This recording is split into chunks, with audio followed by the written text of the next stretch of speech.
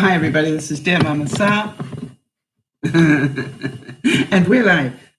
Excuse me. Welcome to you all. And for those of you who might be new to the broadcast, just a quick heads up here. You are more than welcome to listen in or watch in or whatever. If you happen to want to comment in the live stream, go right ahead. You will find that I will probably check with you if it's okay for me to repeat what you're saying, because sometimes people forget that the live broadcast will replay, and therefore, that other people will hear about this. And so I like to check, especially with new people, just so that they are just reminded that you're sure you want me to talk about this. So for the regulars, they all know that anyway, and therefore they know not to put up something they don't want to have repeated, or they will just put some note at the end that says, please don't use my name. They'll give the comment, but don't attach my name to it. So that works really well for us. Hi, Jody. And I'd like to introduce Jody to you. And Jody is our admin. She's my, we always joke about this. At my age, I got 2 brain cells working in my brain somewhere. They don't always go in the same direction. And so Jody adds another couple for me. So you'll hear me ask Jody to remind me about something or whatever, and that's what she does. She's my administrative help here and does a great, great job on it, and I thank you for that. And what a lot of people don't know is that Jody not only makes time to help me, but makes time to help the viewers as well. And Jody, I just want to give you lots of kudos this week. I know you've done a great job at supporting some of the viewers. And it is appreciated by me. I hope you know that, but I'm certain it is also appreciated by the viewers that you've been helping, and I thank you for that. Yeah, Jody's also saying her brain cells are very rarely going in the same direction as well. Luckily, every now and then they all collide, and we have a brilliant moment. So that works well. All right, so today we're going to be talking about passive aggression, and that's sort of a bit of gobbledygook, if you like, and I know this one quite well. I've done this, been there, done this one, got some T-shirts. So if you like, the easiest way to describe passive aggressive behavior is that it's stuff that you do when you're angry. Hi, Beth. When you're angry, but you don't say that. You pretend that you're not. Have any of you ever been there? And so if you like, it's an avoidance of any direct confrontation, and that's one of the things that you will notice is rather than directly confront a situation, you sidestep it. And it might be that you end up procrastinating intentionally to mess something up. You might end up, pouting would be a passive aggressive behavior. And you'll hear some others because we've got some interesting examples here. Yeah, Beth's going, she really relates to this as well. I think what I love about, hi Niasha, what I love about people who are regulars to the broadcast is that they own their stuff. You know what I mean? They can see that they do it. Yeah, Beth is saying that in her job, the customer is always right, even when they're wrong. Yeah, and that requires a great deal of effort.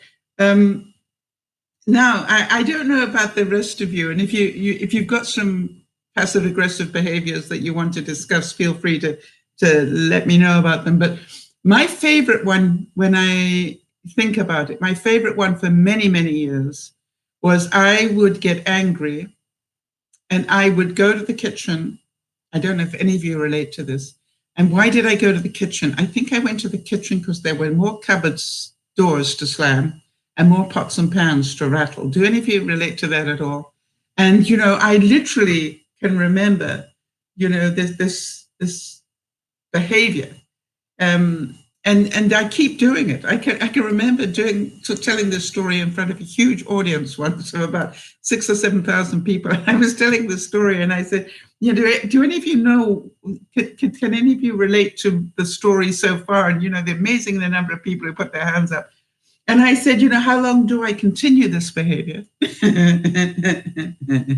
And I said to the audience, I don't know about you guys, but I continue it for as long as it takes until eventually, just eventually,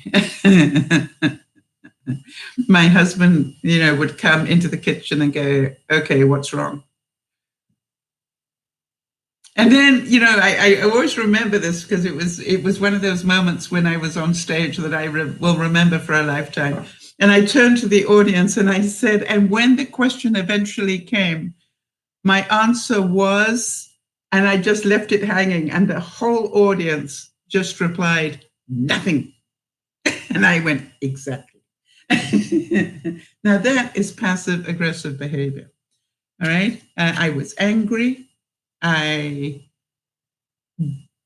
didn't own my anger.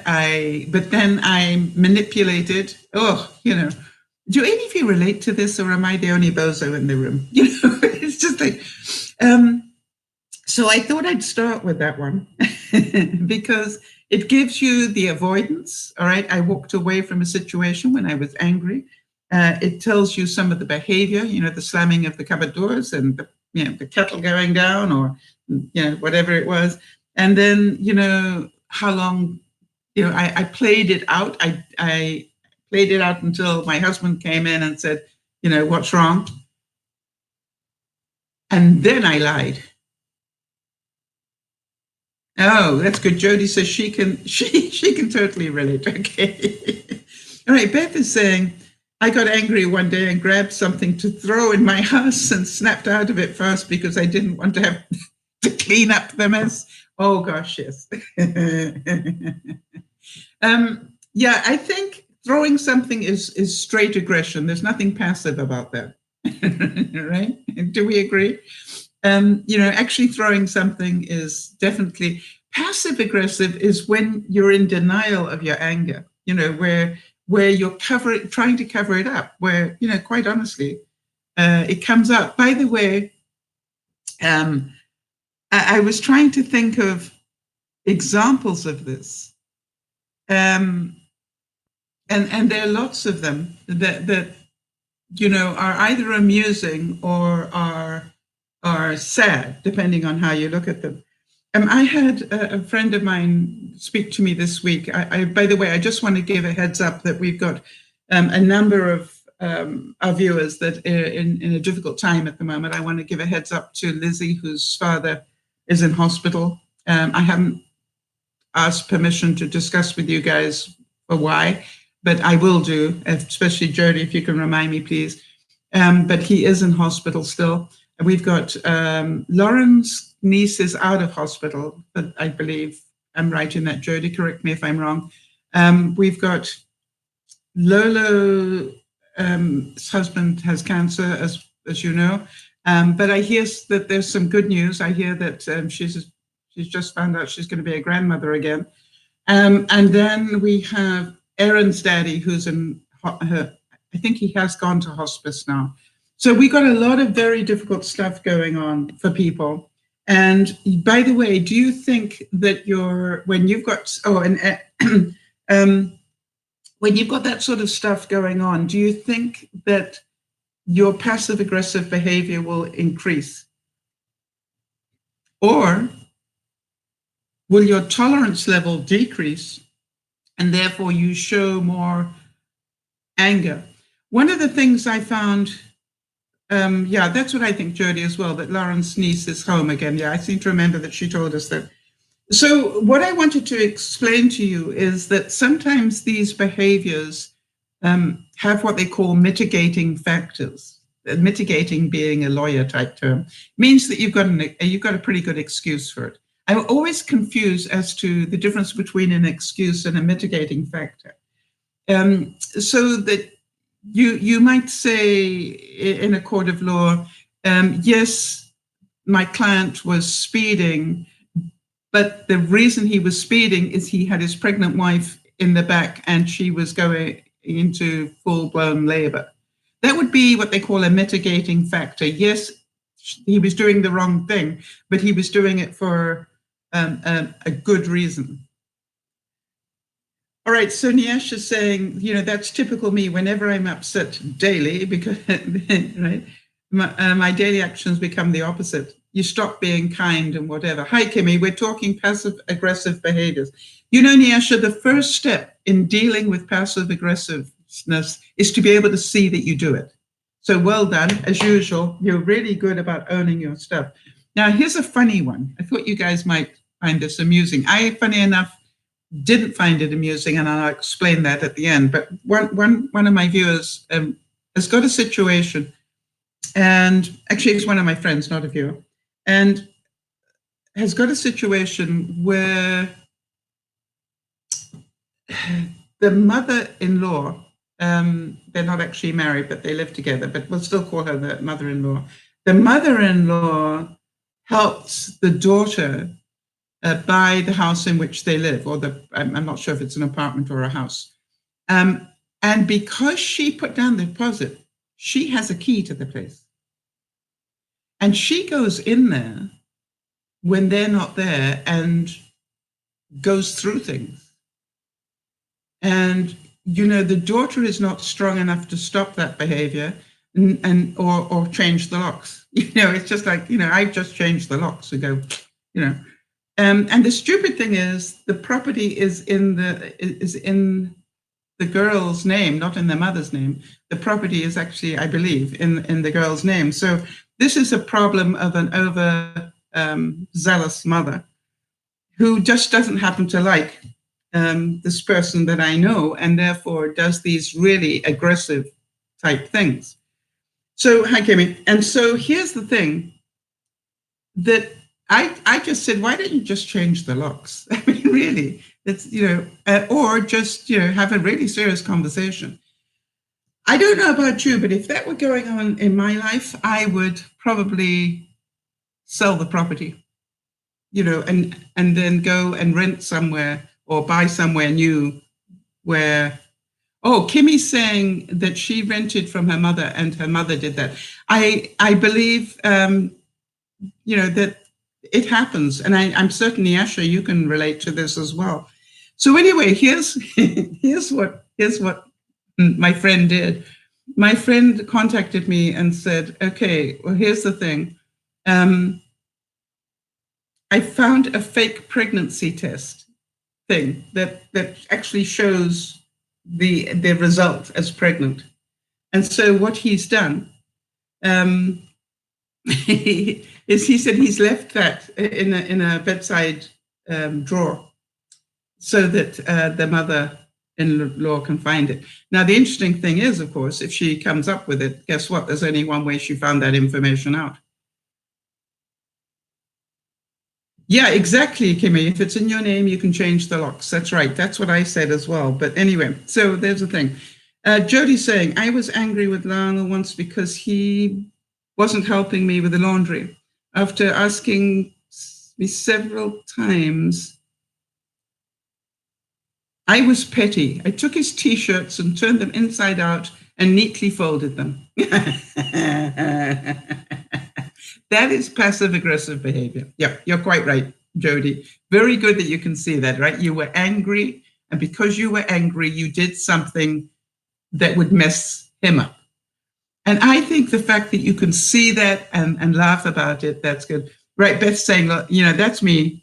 I used to go into my daughter's apartment to clean. Now I only go if she asks for help. There you go, Beth. Yep, you were definitely a controlling mother. But you're in recovery now, Beth, and I'm very proud of you because you're doing really, really well. All right, so but the thing is this. So this friend of mine told me this at about 1 o'clock about 1 o'clock my time, which would have made it about 3 o'clock in the morning, 4 o'clock in the morning his time. And, I don't know about you, but I didn't have the best sense of humor at that time. And I didn't find what he had done necessarily funny. And I want to discuss that. Let me just read a couple of notes here. Jody, make sure I discuss this, please.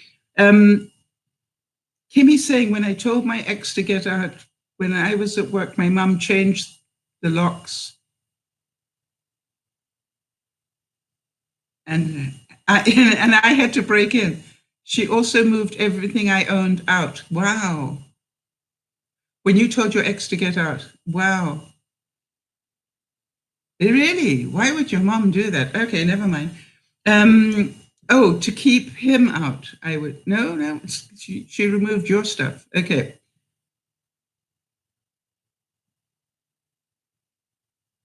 All right, not a problem, Yasha. You can catch up with it on the replay. Congratulations to your daughter, Beth. She got her license to drive. Do you see the incredible gifts you gave her when you stopped being so protective of her?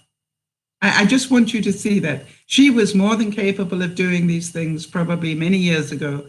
You just didn't, you wanted to hold on. And, Beth, I want to give you the congratulations because, letting go for you was very, very difficult, but you've done such a good job. And these are the pictures I want you to hold in your mind. All right, so Kim is saying, all right, her mother sided with the ex. All right, got it.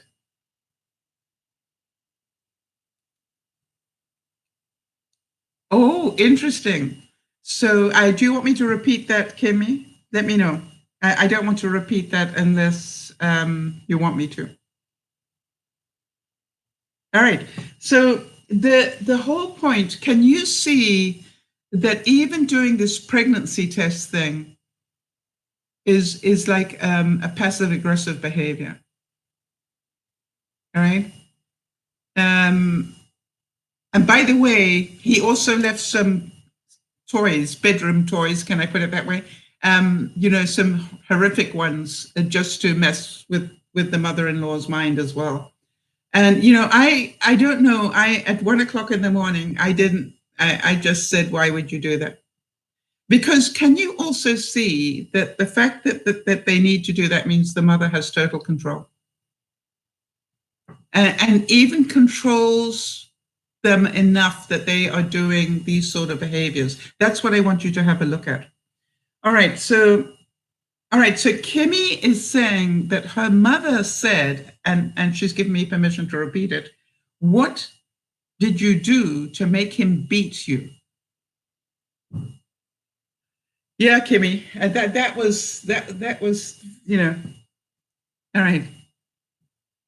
And Kimmy's saying, I never understood why she sided with him because he was abusive. Yeah, he was abusive, and you had every right to throw him out.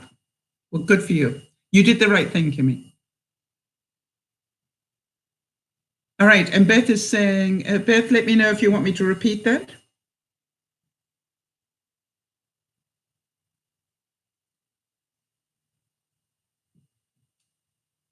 It has a happy ending. Okay, so Beth's saying, and getting rid of her abusive boyfriend helped build her confidence. The boyfriend got reported for aggression and ended up in jail, just so that you guys know. And so now she's saying getting rid of her abusive boyfriend helped build her confidence, and that she didn't know she had. She hit rock bottom with him and now is in full life, a rebirth. You see, you understand that sometimes, Beth, that there's a reason why they say, if you love them, let them go. All right, let them fly. And they'll trip and fall every now and then, but that's how you build confidence. You need to get lost to find out how to get found. All right, so Kimmy very sadly says, I also lost my children. She took them too. Yes, that is unfortunate. All right, but it is unfortunately one of those things. Nyasha, let me know if you want me to repeat that on a live broadcast that will be rebroadcast. All right, so Beth makes a wonderful statement. Negative people bring you down. The rock has been lifted. Yes, when I don't know if you noticed the thumbnail that I put up for today. That's the little picture that goes on the broadcast information. But it shows you about the, staying in the center and not being and aggressive and not be feeling like a loser either. You know, when you know what is right and stick with it, you are in a very safe place. You know, you don't have to get angry. You don't have to be rude. Now, I had it happen yesterday where something happened to me. And it had to do with my house. And the most peculiar thing was that what they call the subjects needed to be removed by today. And I had heard, I had heard that the bank wanted to send an assessor in to make sure that the house was worth the money, and I that was fine. I let them in. But the interesting thing was that now at 10 o'clock last night, I was asked to make room for an appraiser to come in, an inspector to come in for maybe 2 or 3 hours. Well, I said, I can't do that. I have to give Yvonne 24 hours notice of going into the suite. And I was actually quite angry that my realtor didn't allow for that. Anyway, so what I did was I extended the time so that could happen later. Well, it now turns out that it's actually not going to probably happen until Monday. But here is the thing. The thing I wanted to talk about was, because it was, again, late at night, 10 o'clock at night, and because it legally wasn't possible for me to do, I literally got pretty snippy, as I'm probably sure you can all imagine. Doesn't make it right. But I said, you know, I am amazed you would ask me this when you know I need to give Yvonne 24 hours notice. You see, to me, it was about disrespect of Yvonne. Now, I am certain that my realtor was rolling his eyes, saying to himself, well, you know, they're best buds. This is possible to do. It's not about what is possible to do. It's about what is right to do. And then basically I got told, well, you could lose the sale if you extend this and don't do this way. And I don't know about the rest of you, but there was part of me that went, if I lose the sale because of this, then I am going to lose this sale anyway. You know what I mean? It's just like, so, and I know that it's better to be happy than right. I understand that. But, you know, there was part of me that went, wow, if this sale is so fragile, that here I am trying to help by giving them extra time, then if you know. So, but you know what I did, and this is what we're going to talk about, is when something like this happens, I put the phone down and then I really process it. And I go, okay, where did I go off being in the center of this? I you know, what swung me was the fact that I couldn't give Yvonne 24 hours notice. But I stood strong that I have the legal need to do that. And so, and especially because she's got an elderly parent in there. And so what I did was I actually processed it all through, worked out where I was, you know, I'm only responsible for my behavior. And then I asked myself, why did I react like this? And the reason I eventually realized was because nobody had warned me that this was a possibility. Okay.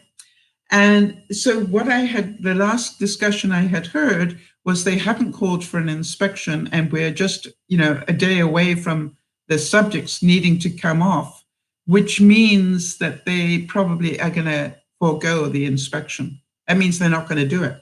And that's the last I heard. I didn't hear. However, it has happened where at the very last minute, this happens, and they're going to need a very urgent inspection. So please make sure that you and Yvonne are aware of that. And I put you on notice now in case it happens. Right? I would have liked that. I don't know about the rest of you. Does that make sense? Because then I could have said to Yvonne, don't think it's going to happen, but I want to give you 24 hours notice that it could. All right, again, Nyasha, I'm not going to talk about this until you give me the okay.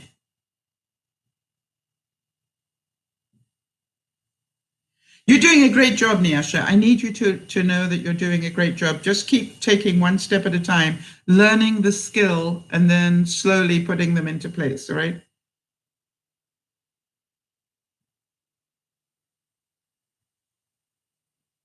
All right, so I want you to see that after I processed it, I actually went back and wrote an email to my realtor saying I was sad.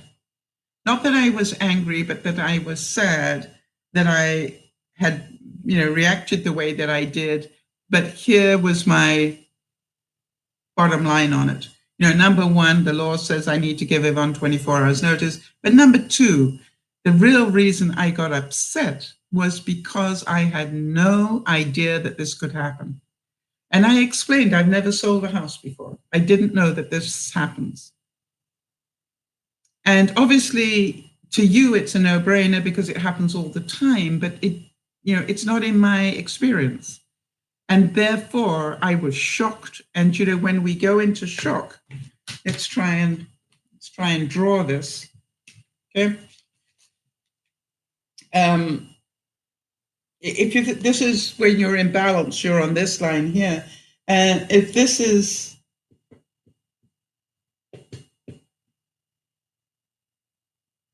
no, I want to do this the other way. Okay. So what happens is that I heard information that I ended up here because of justice that was giving Yvonne enough notice, and also I felt foolish. Now, why did I feel foolish? That I didn't know. Does that make sense? And so when that happened, the result was I got angry. Is this making sense? I just want to know if what I'm drawing makes sense. Because to me, sometimes when you can see it, it's easier. So I heard stuff that triggered my sense of justice, and I ended up feeling foolish because I didn't know. And that pushed a reaction, because when you push against something, you're going to get a backflow. And it pushed me into anger. And then I felt, for a moment, I felt, okay, I protected myself. But then afterwards, and I wonder if any of you relate to that I then ended up feeling not so good, because I don't like getting angry. It means I got off this middle line. And so the whole thing about this is when you lose control, that's control. When something or somebody pushes you off that middle line, that place of peace, you now know that what pushed you was fear. All right? And anytime you get angry, have a look at why did I get angry and what was the fear? Okay. All right, so that's what I wanted to show you as we go through these things. So can you see? All right, Kimmy says I can repeat what she's been talking about, so I'm going to scroll back here. All right, so Kimmy started by saying, Kimmy, my parents are just like that. I haven't got a boyfriend in my life, but it is being controlled by them 100%. And unfortunately, I believe 5% belongs to me. Right? She lives at home due to medical issues, just so that you know. All right. And then said, it's all about strength. Somehow you have to find the strength to get through it all. And you're right. And Kimmy went on to say, my parents cuss me out a lot because I made a promise to myself to not do whatever they want, because I really never get hurt as a child. And I was never listened to, is what she's trying to say, as a child. So then she went on to say, they get upset and then cuss her out, when she doesn't do exactly what she's told. And she said, I struggled with this for years until I couldn't take it anymore. That's when I found Sal, and I'm now slowly getting my strength back to stand up to them. Yes, you don't, and now you understand what they're doing. Right? And good for you. So you understand, if we go back to this, she's saying, what about the fear? Okay, so here is you, if you like, this is, you are in peace. Okay, you're having a nice day, okay? Because you're in this space, all right? And then let me give you an example. Then let's say your mom walks in without knocking. I believe that's one of her passive aggressive behaviors. Now that will push you off your peace. You'll be out of peace, and you'll be in anger. You'll push towards anger, but then also part of you will feel like a loser because you can't control your mother. All right. So that's sort of like, and that adds to the anger. All right. So where is the fear? I would like to suggest that the fear here is that you may never be able to control your mother.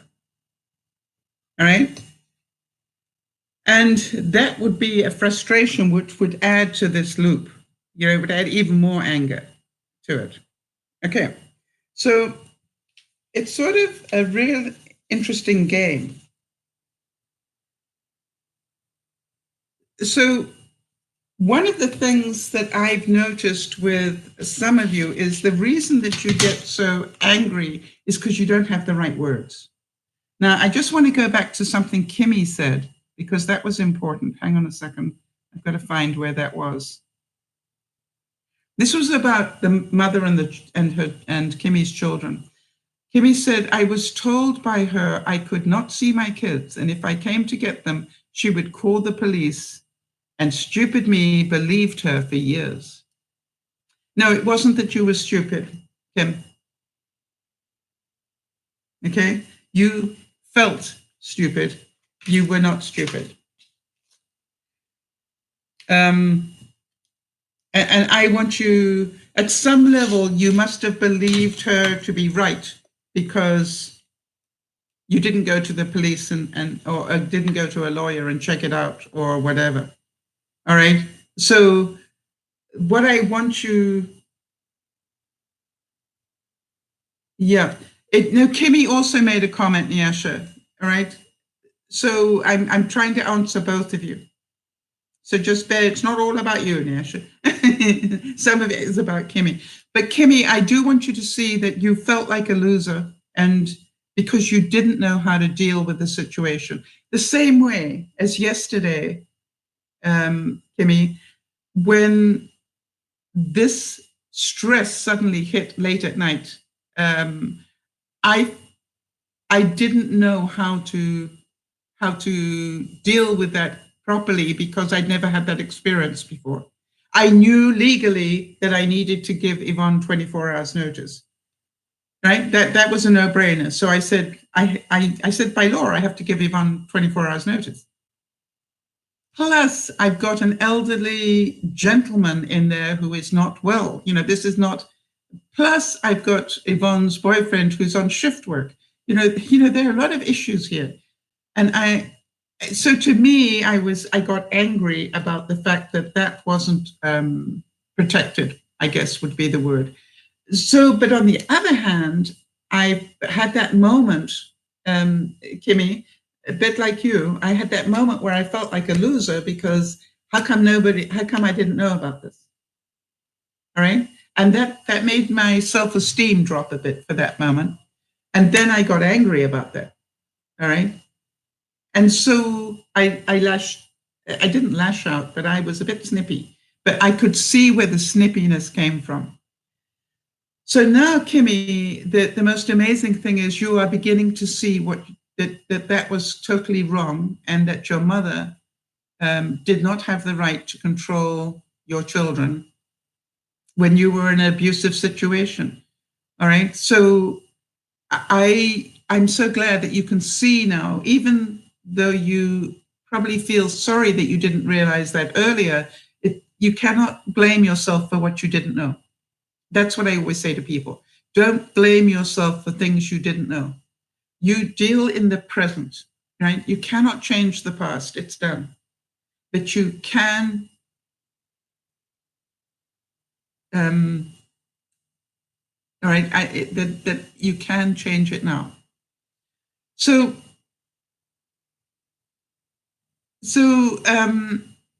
just understand that's what we're all doing. I wanted to give you my example to show you it still happens to me. All right.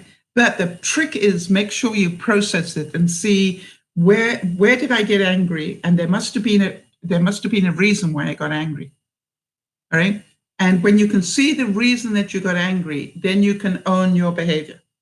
All right. Because once I saw that I was angry because legally I needed to give Yvonne notice, and I got angry because how come nobody warned me of this? You know, both Yvonne and I could have been set up ready for this to happen. No stress. Yeah, we knew this could happen, so we're ready. Can you all see that? So it's not like that makes it all right. No, I still reacted. But what makes it learning for us all is that it's perfectly normal. All right. So now I want to tell you a story here about Jody gave me a great story about a friend of hers who has a daughter. How old is the daughter, Jody? The one with the muffins? Because I think this is a really great story of what children can do. Okay, 12-year-old daughter who's got a boyfriend situation already, and the mum doesn't like the boy for some reason. Who cares? So here is the thing. The mum was making muffins for a picnic.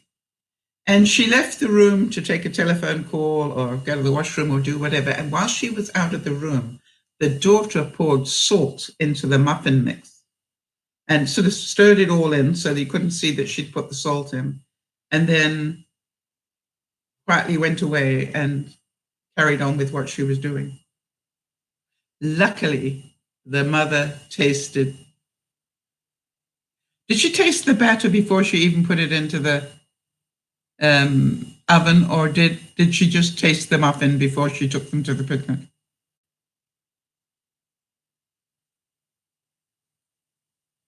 Yep. All right. So while Jody is answering that for me, Kimmy is saying about what happened to her children. She said, no, I can't change what she did right back then, nor how angry her two oldest children got and the way they felt about her and feel about her because of what happened. Kimmy saying it is what it is. I want to tell you, Kimmy, as sad as that is, and it is sad, and I understand why your heart's breaking, I cannot tell you what incredible growth you have made that you can make that statement. That literally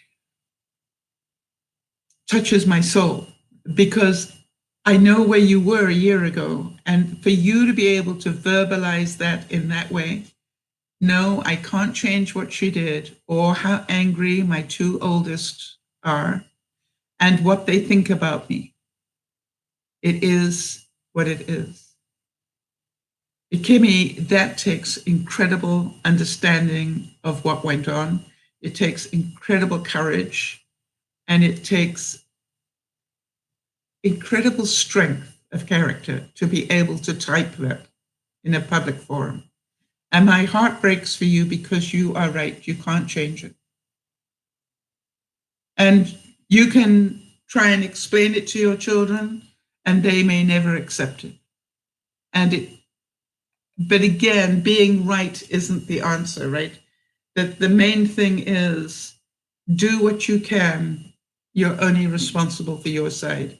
And you can tell them how sorry you are that you didn't know better. You know, you can tell them the truth, all right? How devastated you feel about the fact that you didn't realize that you had the legal right to take them out of that situation. And, you know, it's not surprising, really, when you think about it, Kimmy, that you struggled so much after that. You can imagine what was going on, the anger and everything else that was going on in your body when you couldn't control and look after your children. I can totally get that. It's so sad. So, but you know, when you also think about it,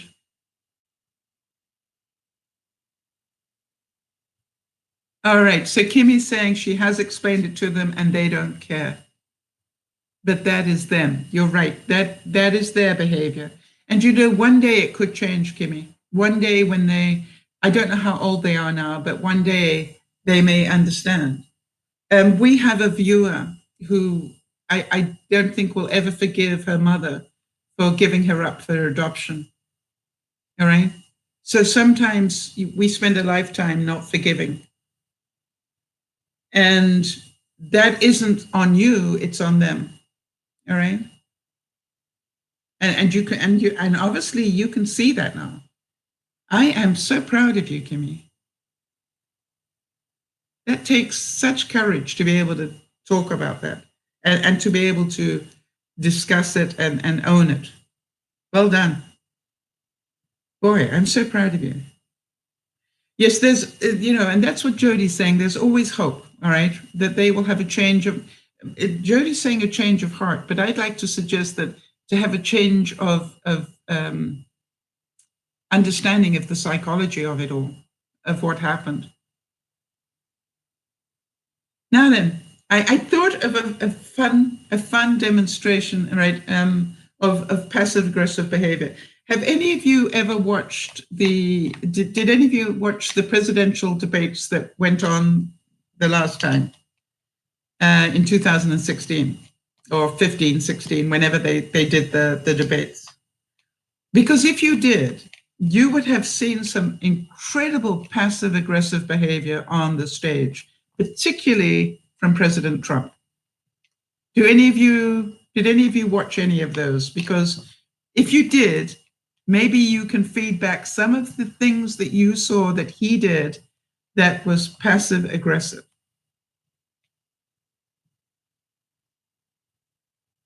All right, because I realized when I was thinking about it that he did so many things. You know, it was just like, wow, I can't believe how many things he did. And let's see, the big one that he did was when he was down to just himself versus Hillary Clinton. They were in a town hall type setting, and he got into her physical space while she was trying to talk. He was right behind her. You know, we all have a natural space, and it's normal when you have the stage that the other person stands back, but he didn't. He actually stood right behind her and kept getting in and out of her line of sight and things to distract her. And it was incredibly aggressive behavior. And I'm amazed, quite honestly, I'm amazed that the moderators for that particular debate didn't tell him to stand back, because that's what should have happened. You know, and he would have said, oh, I was just walking. Yeah, right. This was very intentional to get up her nose and just, you know, upset her. Okay, so Kimmy, if the two oldest are 49 and 37, they've got a lot of learning to do. All right. And they may never get there, but love them anyway. All right, as best you can. Right. You're only responsible for your side. All right, I want to go back to President Trump. For those of you who saw the debates, he was absolutely, and by the way, we got the debates that are going to be starting up again. That was borderline harassment with Trump. Yes, it was. It was, I would say that it was, that's why I was horrified that the moderators didn't do anything about it. It was so obviously intended to put her off her game. And that was not fair, and it was not right. And it should have been stopped, in my view. All right, but if you watch the presidential debates, particularly with Trump, because Trump communicates a lot with his body language, he will hear somebody else make a comment, and he will roll his eyes. You'll probably have seen that. Yeah, like this, right? And then somebody else will make a comment, and he'll go, you know, whatever. But he plays to the camera all the time. And the worst thing is the camera keeps showing it. And so, and then he also, you know, does his hand gestures. Like, you know, he's not talking. It's not his time to talk, but he's still communicating with his base. Like, can you believe how stupid that is? Whatever. All right. And the camera is on him. He gets so much extra distract. Exactly, Jody. But he gets so much extra time. You know, the camera should be on the person that is talking, not on Trump's reaction. All right. And that is not fair to the person who's talking. Anybody who's in the presidential debates this year, you know, I believe that there should be a law that says each candidate should get equal TV time. Yeah, you know, and we know that the president will always get extra TV time because of being president. But, you know, when you're on a debate stage, the camera should have equal time on you, regardless of what's happening elsewhere. That is my view. So he is a prime example. So if any of you are going to be watching the new debates that will happen next year, watch it for body language and for passive aggressive behaviors. Okay. All right, now I wanted to give you some examples of what it feels like. All right. So have you ever been in a car with somebody who drives badly? Maybe they drive too fast, or they cut people off, or something like that. And my question to you is, if you have been in that situation, what happens to you physically? Or do you actually say something? And if you say something, what is the reaction of the driver? Because all this is about passive aggressive behavior. All right. The reason that many of us get into trouble in terms of our mental health is because we cannot deal with our anger. All right. Things happen that upset us, and we don't have the courage to tell people. That basically is what anger is all about. So to me, I would encourage you. All right. So Jody's saying when she's in that situation, her heart races, she starts to have shallow breathing and become flushed, which are all, you know, physical manifestations of you being out of balance. Do you agree, Jody? And so what I would encourage you to do is to go, okay, I can feel I am out of balance. Why? Well, because this bozo is driving like an idiot, is the why. All right. Now, do you have choices? Because the first choice is to say something or not say something. All right. And most people don't say anything because they, you know, they're a guest in somebody else's car or whatever. But it does play out, even if you don't say anything. I'm pretty sure you've all been in that situation where you still feel it and you still react to it because you are angry, because your life, in your view, is being threatened in some way. Make sense? So these reactions to anger are very normal, and we've all been through them. It's what we do next that is the interesting stuff. So I don't know about you, but I quite often end up with my own set of pedals on the floor, and I will put my own brake on, my imaginary brake. I had it happen once where I was visiting somebody in Germany, and I want to tell you that this person came to pick me up at the airport, and I was terrified by the time we left the parking garage. I was terrified.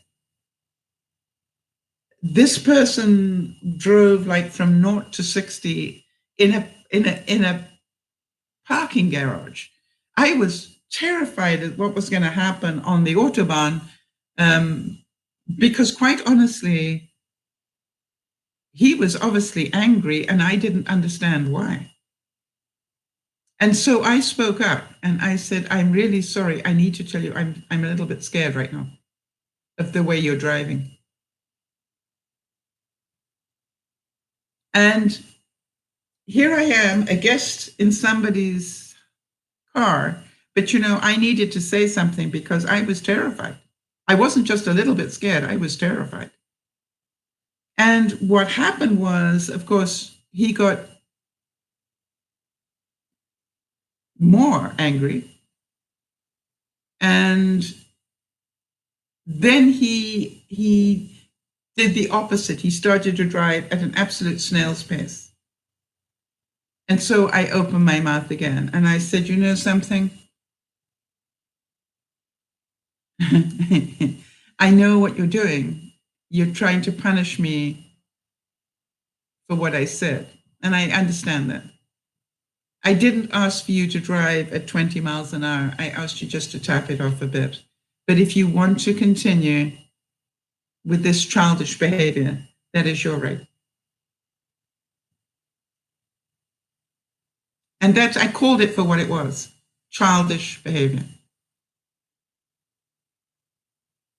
All right, so Niash is saying, that's so very true. The reason why we're angry is because we don't have the courage to say it aloud. I, for one, argue within my mind instead of with the person who causes the hurt. There's a good reason why, Niasha, because you don't know the words. You don't know how to do that. All right? And you're terrified that if you do it, you could end up being thrown out of your house, or you could lose a job or do whatever. I want you to see there is a good reason why this is going on. All right? And that what I want you to do is just be more aware of your passive aggressive behavior. All right? We will continue to talk about how to correct it in other broadcasts, probably, if we don't get to more of it today. But I want you to see that there is a reason why you react the way you do. All right? In each time it happens, it's because you are in this state of peace and somebody shifts you off and you come back in anger. But you hold the anger in, which is what causes depression. All right? And so you know that if you say what you really feel, you're probably going to end up in an even worse situation. So you keep quiet. And with all due respect, that's what I believe causes depression, is anger turned inwards. Because then you get angry with yourself about, why didn't I say something or whatever. The answer is keep learning the skills. You will find you will get a little bit more self-confidence to be able to say, Kimmy's saying, I still get upset too. Look at me, I got upset yesterday. There's part of me that wants you to know that understanding what's happening is what I'm trying to make sure that you get better understanding of. I'm not asking you to be perfect. I'm asking you, can you see that it happens to you? All right? If you can see that it happens, then you will be able to work on it more. Yeah. So big hugs to you all that can feel it. By the way, Jody, you have, changed dramatically over the last couple of years. So what I wanted to ask you is, Do you find that you are less passive aggressive today than you were some time ago? I was talking to somebody one day, and they were complaining about a mutual friend who they thought was, when I say mentally abusing them, was taking advantage of them. Let's put it that way, which is a form of mental abuse. And I looked at the person telling me the story, and I said, "Well, do you think that that person would do the same to me?" And he did. And the guy laughed and said, "No way." I said, "Why not?" And he said, "Because you tell him to go away, but use other language." I said, "Exactly." You see, the whole thing, the reason that people, the reason that people do that is because they're allowed to. There is no boundary to stop them. And you know that if there's no boundary, then people will keep doing more and more and more. To me, if somebody kept coming into my space, I would be saying to them, "Hey, I noticed that you came in without knocking. I presume that that's an okay thing now. Can I do that to you as well? Can I come into your bedroom without knocking? Would that be okay? Because we're both adults, so I just want to check if the rules are equal." Yeah, I would ask the question. They won't like it. They will have a bit of a snit, but you make them think. All right, so Jody is saying she's definitely changed. She's saying very much so. That episode with Lionel's laundry was over 10 years ago. I really feel the need to act out in that way because I discuss things with people now instead of acting out. Yes. So let me ask you, Jody, from your learning, and Beth and everybody else that's here, from your experience of life, when somebody is obviously angry with you, now what I want to do is I want to turn it around and talk about some skills in dealing with it. If somebody is obviously angry with you because you can see the passive aggressive behavior. By the way, what's passive is when they are doing the avoidance things and all sorts of things. What's aggressive is if they are throwing stuff, right? That's seriously aggressive. And that is out of control. All right. And what would you do if somebody is that far out of control?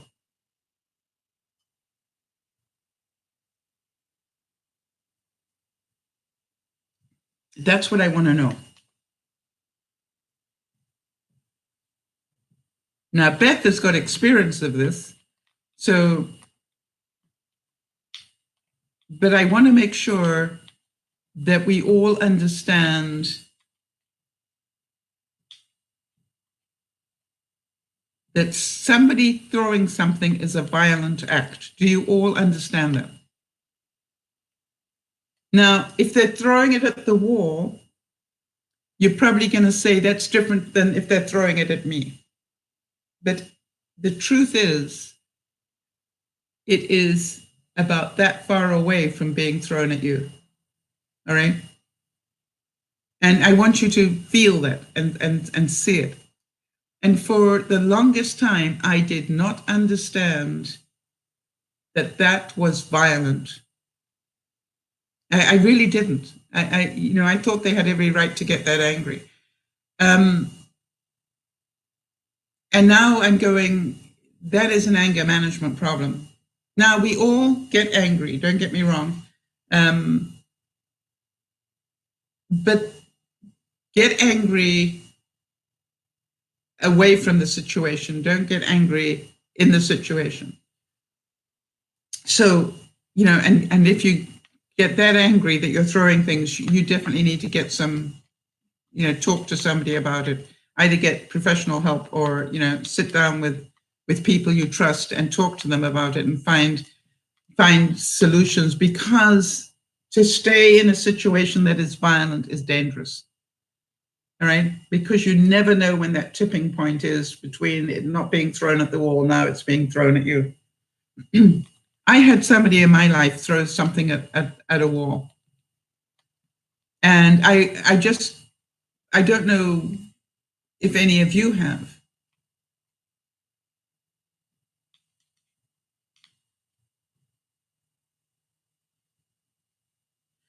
All right, so Jody is talking now about this situation about not acting out as much with Lionel. She said, I have said, and let's get this out on the table and discuss it so we can keep it from happening again. And then I truly listen. I then say, so I'm hearing you say that from your perspective, this is what you're saying. Yeah, exactly. That doesn't make it right, but you're understanding from their side. All right. Now, do you have to agree with it, Jody? Because I think that's what a lot of people think, that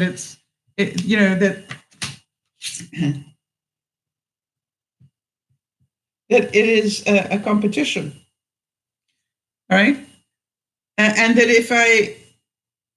if I hear it, that I will lose. All right. Or on the other side, that they have to come to my way of thinking so I can win. That is not what we're at here. It is okay to agree to disagree.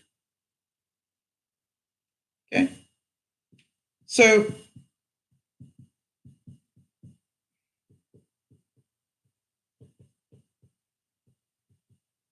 okay, it's okay to agree to disagree. So I hear you and I understand what you're saying. I still don't agree with you, but I understand why you're doing what you're doing, and thank you for explaining that to me. Now, how do you get from agree to disagree to a good place, Jody? Yeah, Jody's saying, I don't have to agree, but it's important to be heard. Yes. So you're making sure Lionel knows that you want to hear his side of it. I find what I do, in 20 years of relationship with Yvonne, she and I have had probably a handful of disagreements in 20 years. And when it starts to get out of control, in my view, I will say, I need to stop this conversation today. And she will say, no, we have to deal with it right now. And I say, no, Yvonne, we don't have to deal with it right now. And I choose not to deal with it right now because you are triggered and angry. And I don't want to end up getting triggered and angry and say something I will never be able to take back. So I choose not to discuss this anymore today. I would like us to take a 48-hour break and both think about this. And then, maybe we can discuss this via email if that's, easier for you, or we can get together over a coffee or something and talk about this a bit more. But let's give it 48 hours for the emotion to die down a bit and for both of us to think about this. All right, so Jody is saying clear communication about what is expected from each person. In my case, communication in general is key. Yes. So what I'm saying to Yvonne is that I want to walk away because I don't want to say something to you that I'm going to regret out of anger. Do any of you relate to that? And so I do have the right to say that, and I do have the right to get out of the line of fire. Originally she used to follow me all the way upstairs into my part of the house and carry on attacking, say, you need to, no, Yvonne. And one day I literally got very angry and said, Yvonne, if you don't leave my bedroom right now, I will call the police. Because right now I am trapped in my own bedroom and you are attacking me. Not verbally, you are attacking me. I mean, not physically, but verbally, because of your frustration that you want me to agree with you and I cannot agree with you. But worse than that, I have 3 times asked you to please leave my bedroom and you have chosen not to. So think about what you're doing. Get out of my space. And it was a shocker for her because I said, if you don't, I'm going to call the police. sort of thing, and it was just like, it really woke her up. I said to her when we talked about it a couple of days later, Yvonne, I don't like to be trapped. Nobody does. And I was trapped in my own bedroom. You were between me and the door. I couldn't get out of the room. I couldn't get away from you. And you organized that. You made sure I couldn't, because you wanted to get heard that badly. And what you did is you triggered a fight or flight response from me, where I was feeling trapped. And that's not a good thing to do to anybody. And so what I did is, I worked with Yvonne many times, and I said, this is okay to delay the discussion. It doesn't mean that you're a loser. It means I don't want to discuss it when I'm emotionally charged. I've done that before. I've said the most terrible things to people that I could never take back. So think about the location as well. Think about whether you're trapping that person, because you won't get the best result. So do you understand that? So if you've got somebody that is verbally abusing you, what does that look like or sound like? I would say, let me see, I've got a slide on it here somewhere, just so that I can talk to that. Just hold on a second.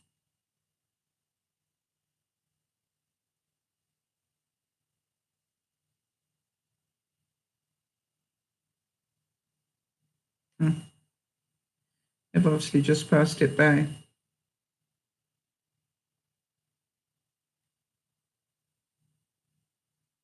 Never mind, we'll get to it.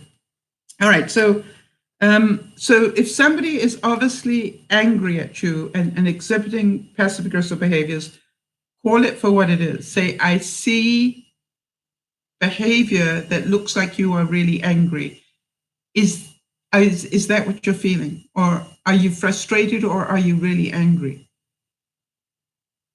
I want to understand. All right, so that is a good way to get people to wake up, that they are losing control. That's really what's happening, right? And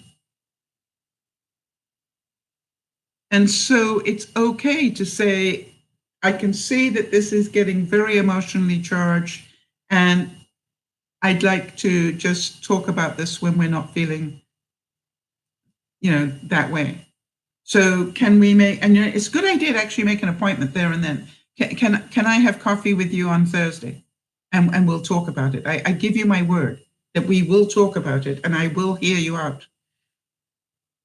The other thing is, if that person writes to you a horrific email, where it's all about you did this, you did this, you did this, do you understand that that's nothing to do with you? It is their feeling and their anger, and they are sending it your way. And you will know you've really gained some emotional intelligence when you can hear all of that and just go, they're angry. Right? They're angry and they're blaming me for the anger. Now, I don't know about the rest of you, but I do try and work out what was my behavior in here. Is what they're saying the truth, right? Did I do X, Y, and Z? And sometimes I will actually say, I'm sorry you feel that way, which is my answer in my head to, I actually don't agree, but the truth is, I am sorry that you feel that way. And did you understand the difference? And so to me, I also try and say, thank you for letting me know that, because I do know it takes courage to tell that truth.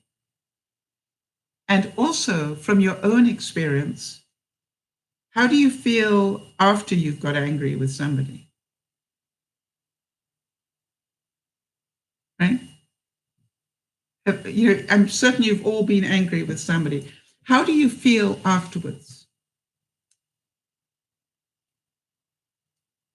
And that is what I really try and work on when I do lose control like that. I will work it all out, process it through.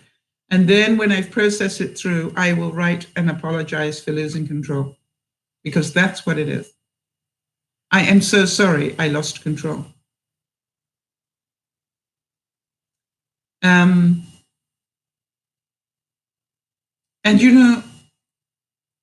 yes, Kimmy, right? Afterwards, you feel hurt and angry. I feel disappointed in myself, quite honestly. It's not about them, it's about me. Right? That's what I want to find out. I don't want to justify my action. I want to go, why did I lose control? Kimmy, can you see the difference? I literally go, why did I lose control? What got said? What triggered me? Why did I end up so angry? All right. And that is what I concentrate on now. And as soon as I've worked out what happened, I will then send the email to explain my side of it. Not that I'm right, but just so they understand what got triggered. And, to me, that's the best I can do.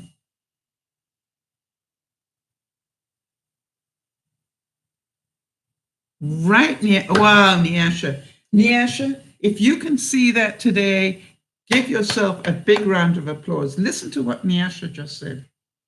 So when my boss apologized to me saying she was sorry because because I seemed like I was angry, was she calling it out for what it is and being the bigger person?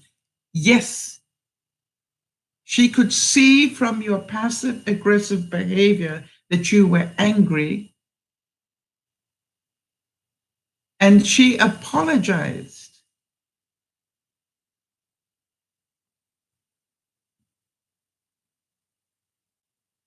That you are right in both cases. She saw your passive aggressive behavior, and that gets caused by somebody being angry. So the question is, Nyasha, and I'd like you to think about this, what would have been a good reply now that you know that? I am amazed that you got there. I want to tell you that is amazing that you can see that.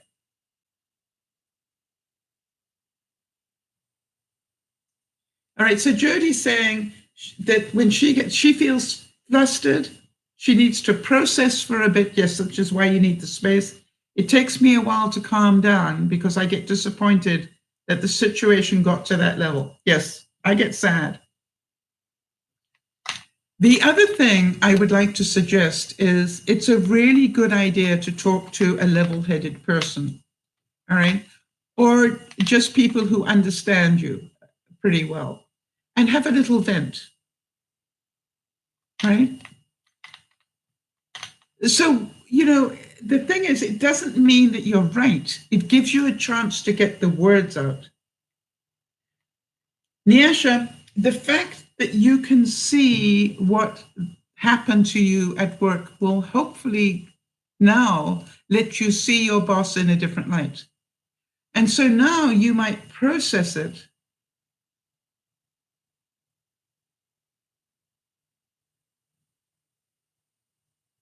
Right. So Nyasha's saying, but what she heard was a backhanded compliment. No. And she's saying, am I being wrong? It's not about being right or wrong. It's about understanding. All right. And so, you might say to her, it was a week or so ago or whenever it was, you might say to her, I've been thinking about that day where you said to me that you were sorry that I was angry. And I want to thank you for noticing that, because I didn't realize that I was, but you're right, I was. I was angry because, I can't lean down a lot because it makes me dizzy. And I so want to do the right thing here and to be a good employee. But if I lean over too much, I get dizzy and I need to sit down to get rid of the dizziness. So I'm sorry that I couldn't find the words to tell you that. All right. And I think that in a way she was trying to help you. with that. And you know, it would really be nice if you could say something like, you know, I really appreciate that you cared enough to let me know that you could see I was struggling. And thank you. And I am so sorry that I needed to sit down. I try not to do it. But when I get that dizzy, I need to, otherwise I will fall down. And I'm certain you don't want me doing that on the job. So maybe we can find a way for me to do that you know, that isn't so upsetting. I don't want you to think that I'm being lazy. I'm trying to get my equilibrium, you know, my balance back again. So maybe have that, you know, if you can have that. Do you ever get to talk to her one-on-one, you know, without being with all the other people?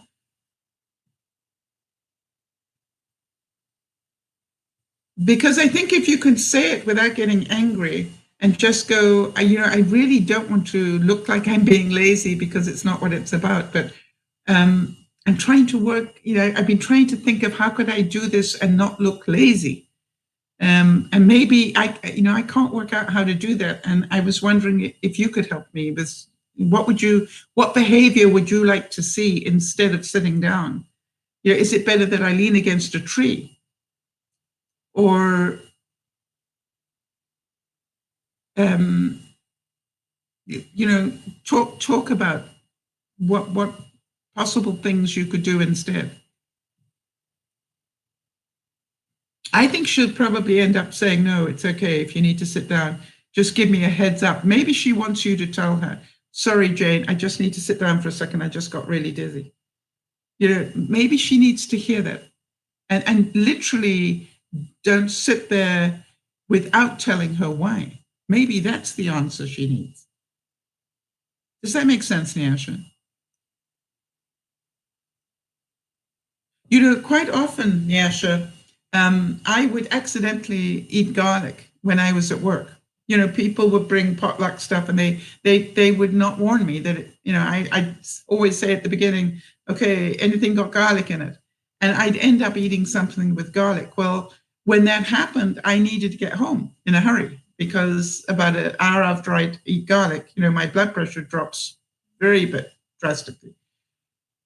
And you know, my boss saw it as me goofing off, and I said to him, you know, I really need to explain to you what happens. If I don't leave immediately and get home, I will not be able to drive myself home. You're going to need to call for somebody to take me home. Now, is that what you would rather do? Because about an hour after I eat garlic, you know, I will be on the floor trying to sleep it off. So my question is, do you want me to rather do that and use up another member of staff to get me home? Or are you going to accept the fact that I did not intentionally eat garlic?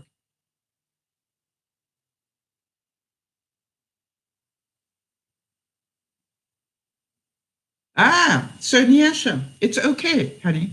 Nyasha's saying no. I either sit by myself and ignore her.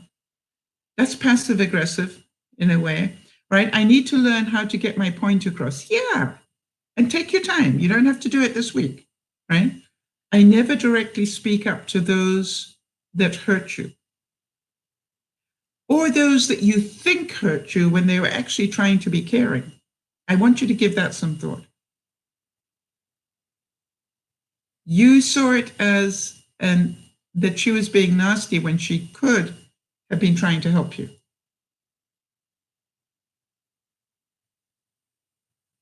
So what would you say, people, if you were talking to somebody and you just saw them roll their eyes at you? What would you say? Or would you say anything? Because if in the middle of you talking to them, they suddenly just go, oh, you know, like that, should you continue the conversation? Think about that.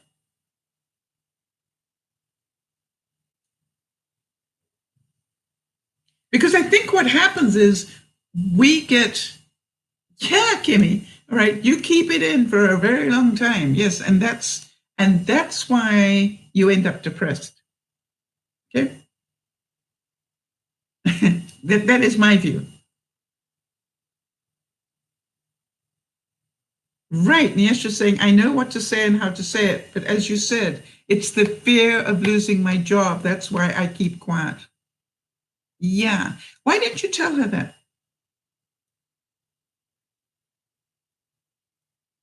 Because she's seeing you do it anyway.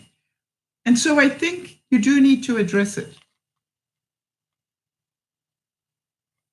All right, so Kimmy's saying, no, if they roll their eyes, it's a sign of disrespect. Yes. So to me, if somebody in the middle of a conversation, if somebody rolled their eyes, I would stop immediately. Well, I'd like to think that I would stop immediately. I'm sure there are times when I haven't, because that is a physical sign that they are not interested in what you're saying, or they totally disagree. So if you call it for what it is actually not a bad idea.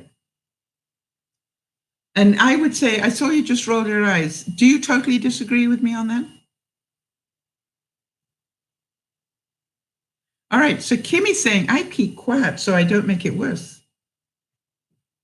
Well, you are making it worse. You're carrying on. And you don't know why, they're rolling their eyes. So you could be digging yourself into an even bigger hole, right? So to me, I actually call it for what it is. Okay, I saw you just roll your eyes there. Did I say something that you totally disagree with?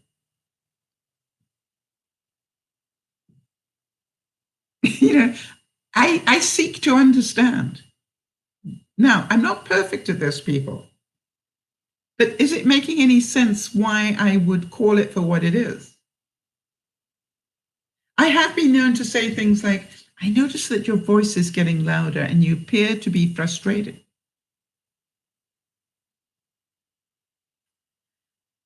Because I am not agreeing with you, can we take a break, all right, and discuss this another day when we both have had more time to think about it, right? That's the one that I was talking about earlier. So that is something. All right,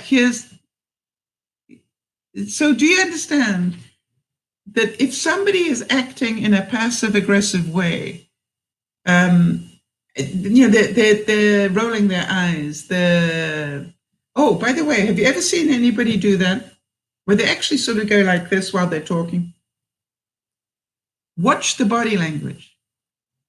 Because I've seen people talk to me and I've seen them do this. And I'll go, you just put your hand out to stop me. Is that what you wanted me to do? To stop? You go, what? I get you just went like this in the middle of my conversation. So I just want to know, is that, oh, how about people doing this? Is this passive aggressive?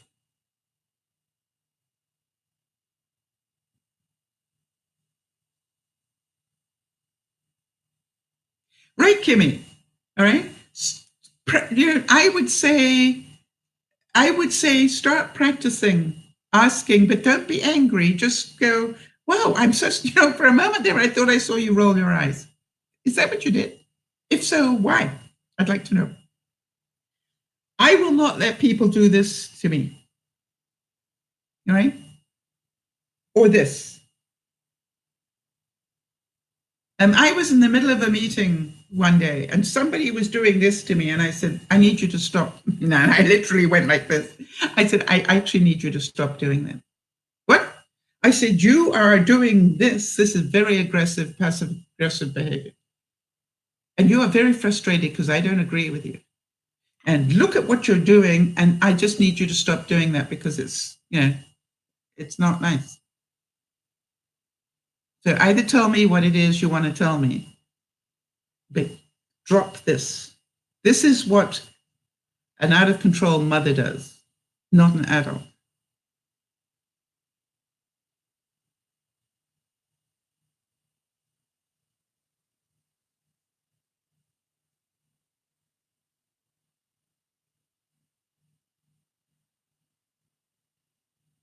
All right, so let me understand what Kimmy's saying here. What if the kids turn you into family services to get out of answering or get their way? Okay, if they turn you into family services, I would ask myself, did I lose control? What did I do? Did I do anything that created that? And by the way, if family services come, do not be angry. Just go, you know something? This is what I asked. I saw her roll her eyes. I saw her slam something down on the table. I saw, she slammed the door at me, and I was trying to understand what was going on. So I asked her to tell me, let me know what's going on, that you slammed the door. And her reaction was to call family services. And the more calm you are, the more they will understand. But if you're going, I don't know what you've been doing, they're going, that's why the kid called for help. Does that make sense? So if they do come, then the more calm you are, the more you will be understood. And they will see that you were trying to find out what was going on.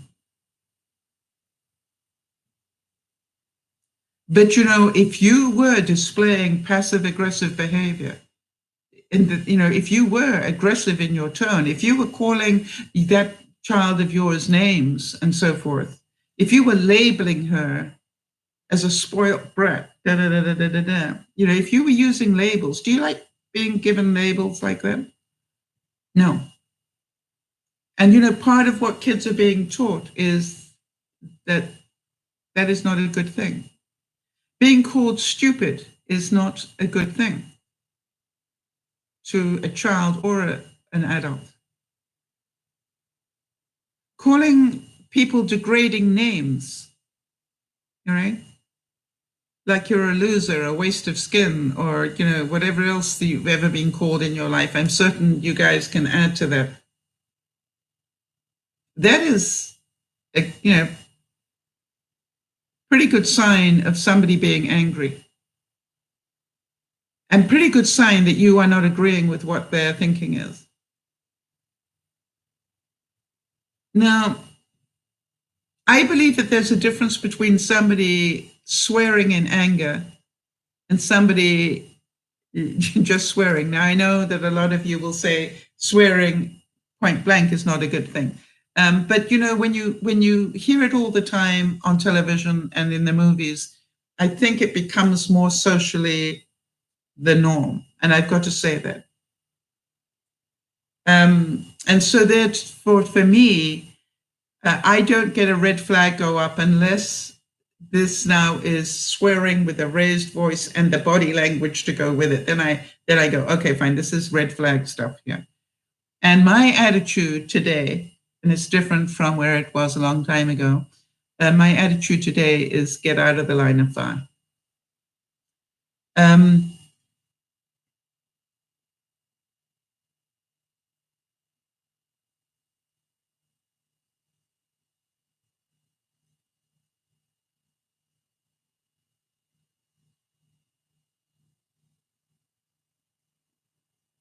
You grounded your granddaughter for lying about where she was. Right, so you grounded her. All right. And then told her to come home. All right, so that was on a telephone call, I presume. And then you went to bed and the police came. All right, so when you spoke to the police, did you say to them, she had a curfew of 10 o'clock and she was over it and I told her to come home? And that she was grounded? And what did the police do?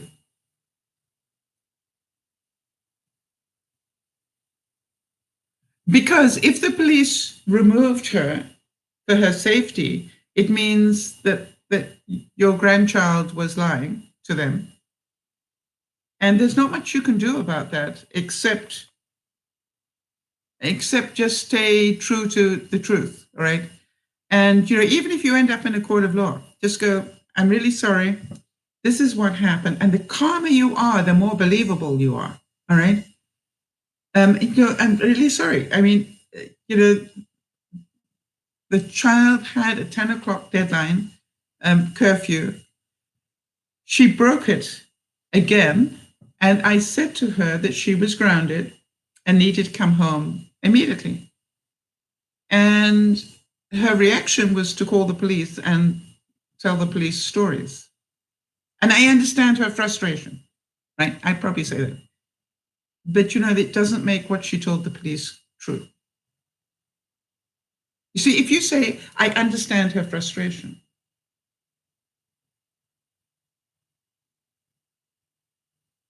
and she also sent cutting pictures, all right, to the whole family. This is a sick puppy, Kimmy. This is somebody that needs help because the pictures were not of her. That is somebody calling out for help at some level, even if she doesn't realize it. That is revenge stuff. All right. Now, can you all see that that's revenge? This is acting out of not getting her way and into revenge. Yeah, and she was 12 hanging out with 18-year-olds. You were trying to protect her. I understand that. So the thing is, can you see now that you did the right things?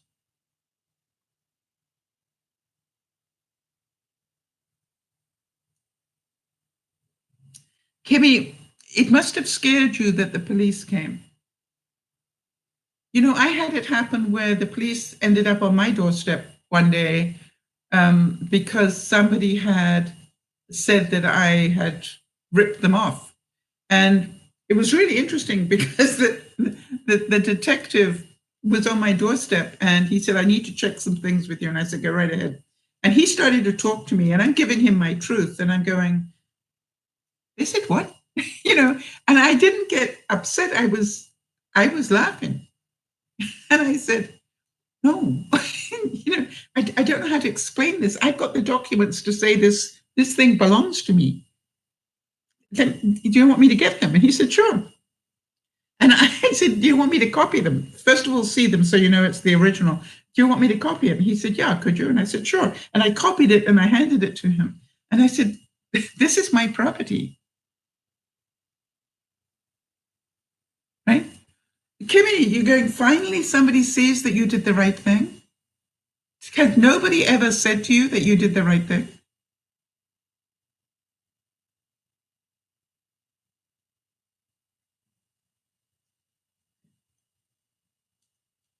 That is sad. She is the granddaughter that told all her friends that she wants to kill you. Does she know that that is a federal offense? Right? You see, if I heard about that, right? I quite honestly had somebody. I don't know if you know this, Kimmy. I had somebody here on YouTube threaten my life. All right. And you know what I did, Kimmy? All right. I immediately had my moderators at the time take screenshots because it was still up on the feed. I said, everybody take a screenshot right now in case mine fails. And I printed it out and I went to the police and I said, I just need you to know somebody in writing threatened my life. And so I want to make a report on it and I want you to have it in writing so that you know who to track. If anything happens to me, this is where you start. And then the person threatened me again. And I said to them, I just want you to know I've already reported you to the police. And then they lashed out at me big time. And they said, why would you do that? I said, because you threatened my life. You said you were going to take me out. You see, that I don't take that lightly.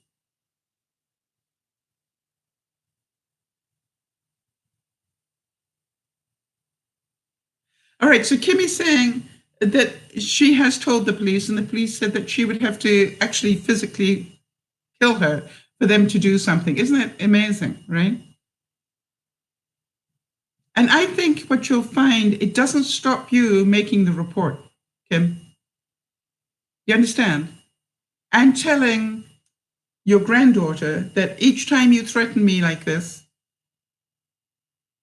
all right, you know, I will report it. And also, you know, have you been to get some help on this one? Yes, and you know, this is the whole thing, right, Kimmy? Even though they have the notes, the reports, and the information, they can't do anything. I understand their issue. All right. But what I would do is, you cannot change the sick puppy granddaughter. All right. She's going to have to grow up one day. In the meantime, I would get some help. I would go to a professional, and I would take these stories that you can now talk about in a very rational way, Kimmy. Right? Right? You can now talk about them and go, I need some help. I need some tools. What do I do with a granddaughter that does this thing? Right? And let me ask the room, because we've got people with granddaughters. All right. And so, you know, and she's telling lies to her friends, and her friends are saying that you're being mean to her. You don't say anything to her at all, right? Because of the fear that she may do something much worse.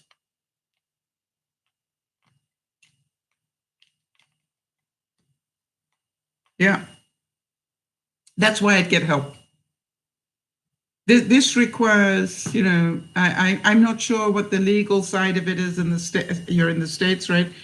So I'm not quite sure what the legal side of it is. And I would also, you know, talk to my doctor. I would talk to anybody that could get you that help, and to know what the right thing to do. I would, you know, personally, do you have to interact with this granddaughter? And, yeah, you might want to wait 10 years until she grows up.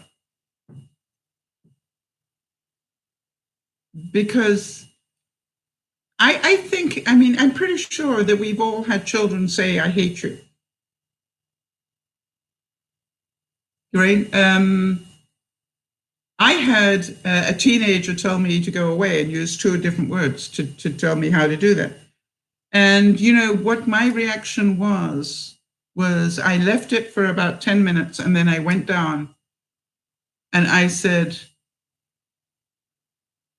you must have been really angry to use those words. And I noticed he was packing his bag to go. And I said, you know, we need to talk about this. I want to know what I said that made you that angry that you used those words on me.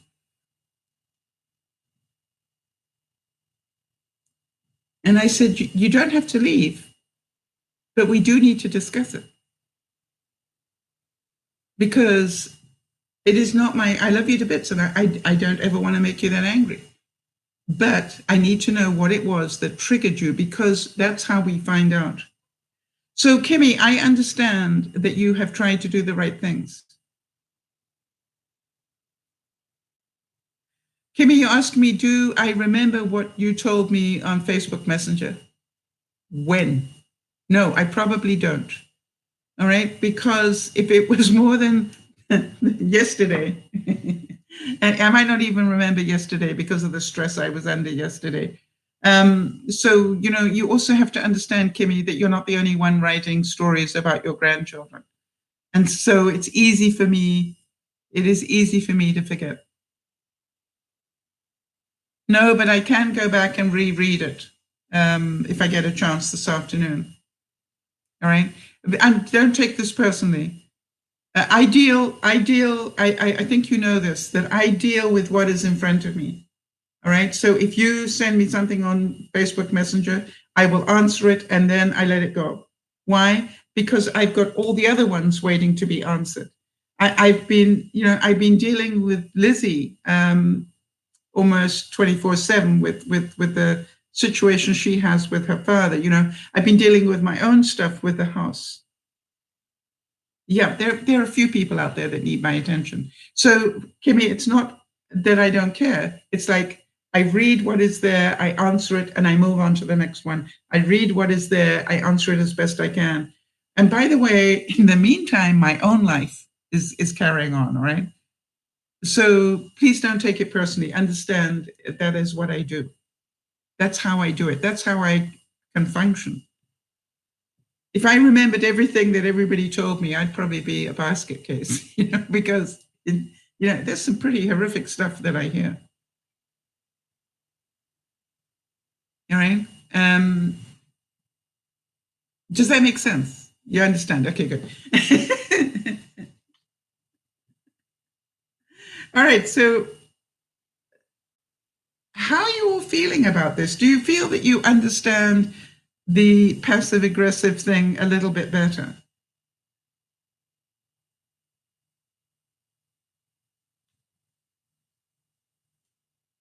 And is there anything that you would like to discuss before we carry on?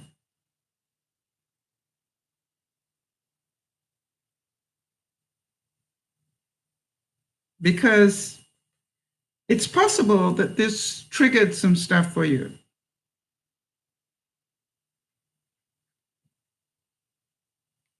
And I want to make sure that we're in a healthy place as far as possible.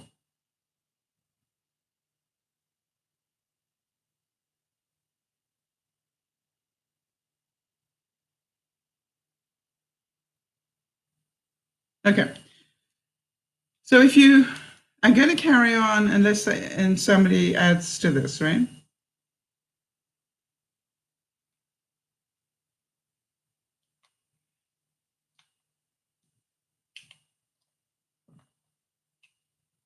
Right. Okay. So Jody's saying that it helped to see the visual that, you're in this place of peace here.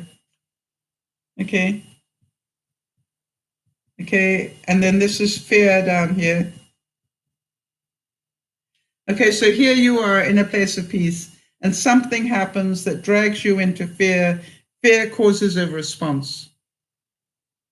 Now, this fear can be subconscious. You don't even realize that it hit a fear thing. But what will happen is either you feel like you're a loser or you feel you're misunderstood. And what happens is you come back, you protect yourself.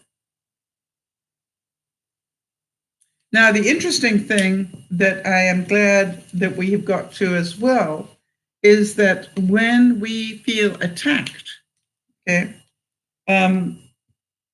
so this is when we feel attacked, we have one of two choices. We can take it in, or we can go, wow, I felt attacked right there. And you don't have to be angry. Just go, wow, I just heard you say X, Y, and Z. Were you really that angry? Which is what Nyasha said almost word for word that her boss had said to her. You look like, you look angry. You see, it could have been incredibly caring of her to try and help her. And of course, Nyasha did the normal thing, which is she went into denial of her anger. Right? And she was angry. She was angry that her boss didn't understand she needed to sit down because she was dizzy. I understand that.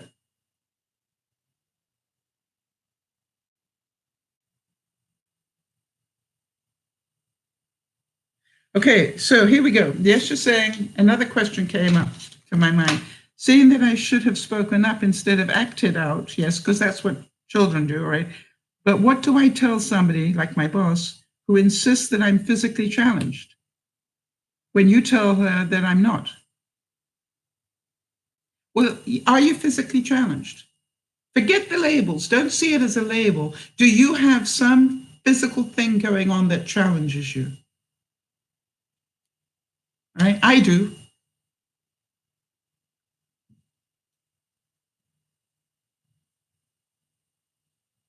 You see, as I've said to you many times, Nyasha, you get very triggered with the labels. All right. You see things as labels when actually they're fact sometimes.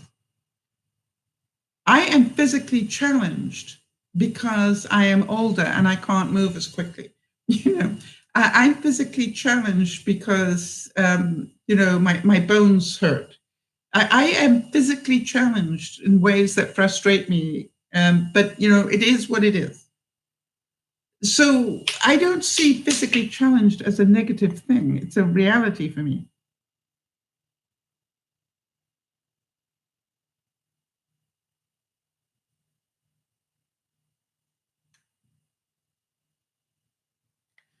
All right. So you see what you see it as a very negative thing. All right. And that's your stuff. All right.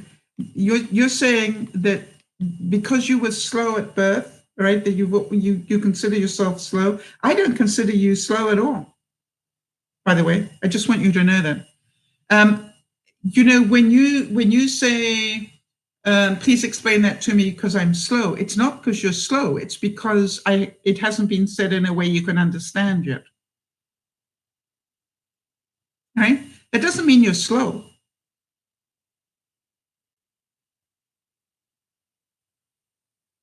I want you to understand the difference. I don't think you're slow. I want to tell you the growth that you have done, appear to do, in the past 6 months, to me is anything but slow. Right. So I think this is a label you have given, that somebody has given you and you took it on. I really, I don't know why you think that, are you slow physically? Right? Maybe. I don't know. I haven't seen you walk. I don't think you're slow mentally at all.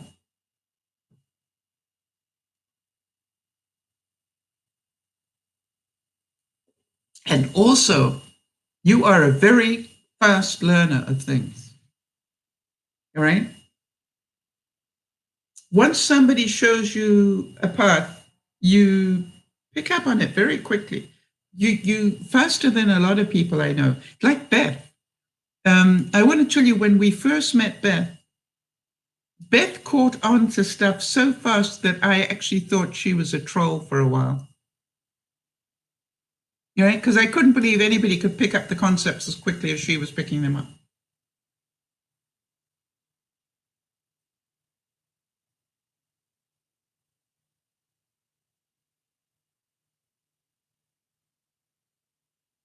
All right, so Nyasha's saying, okay, yes, I cannot work fast, but I don't know if she's looking down at me thinking that I can't do anything. She's even tell other people can work better than me recently. Yes, they can. That's true. Right. And I would say, if she says that, go, something, you're right. Other people can work faster than me. And I'm doing what I can to work fast enough for you.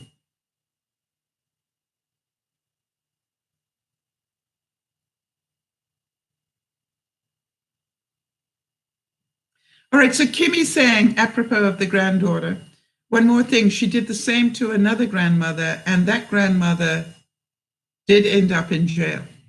Okay, so you have a lot of fear going on about challenging this granddaughter. I want to tell you something. I would not be dealing with this granddaughter. Hi, Benji.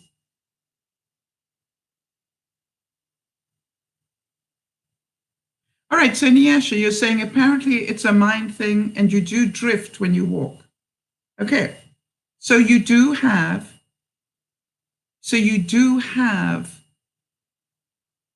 that reality, all right?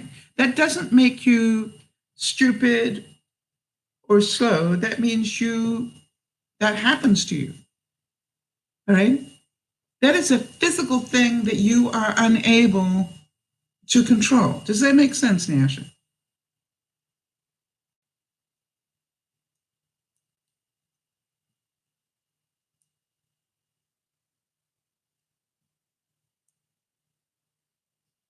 So the main thing is, what would help you in some ways is to stay in the present where you can. All right, stay in realizing that you just concentrate on what you're doing, be really focused on what you're doing.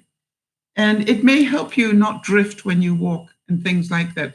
I think what happens is that when you drift like that, your mind is not concentrating on what you're doing, it's somewhere else, and you probably end up drifting.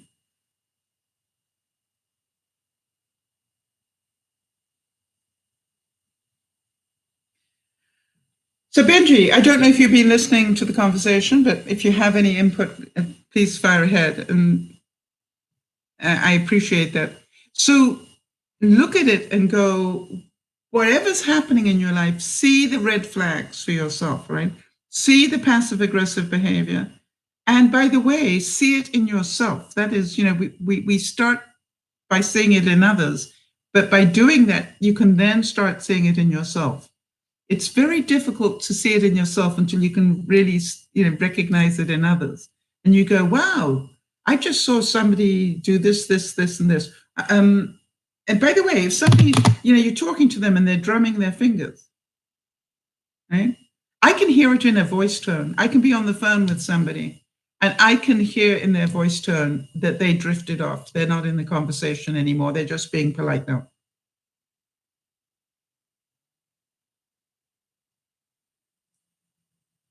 And so to me, it's like, sometimes I call it out when and sometimes I'll just go, I literally will say, I feel I just lost you there. Are you still listening to me, or are you sidetracked here?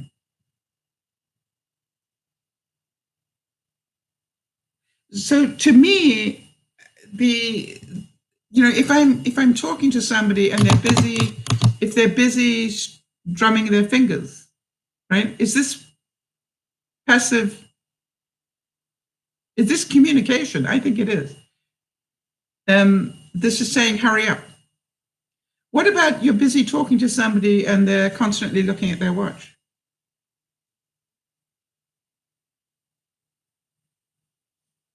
All right, so Nyasha, you're saying it happens when you're tired or just like that. So, and you don't know why. So talk to your doctor about that. Maybe your doctor can explain it to you why it happens. All right? And when you say you drift off, do you mean you physically, you're walking in a straight line and you drift, or do you drift off in your mind, or what is it? All right, so those are things that are, does your doctor know that happens to you?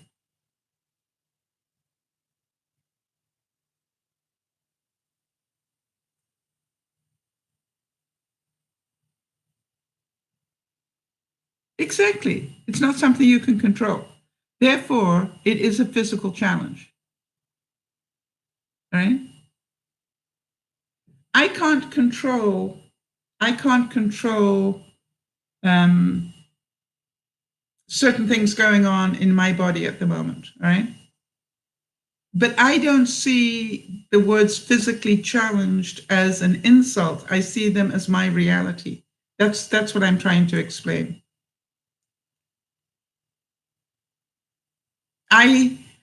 It's interesting, Nyasha. So just keep talking about it and it will continue to make more sense. But, if I were dropping down without reason, I'd want to know why. And that sounds like, something's going on in your brain. I don't mean you're stupid. What I mean is something, is happening in your brain that causes you to fall down. That's called a neurological thing. All right. It's not something you can control. It happens without any warning. But that could be very dangerous for you. Now, if you're going down a flight of stairs and that happens, that would be very dangerous. So that's why I'm saying I would certainly be discussing it with my doctor and finding out if it's still happening. I don't know if it's still happening.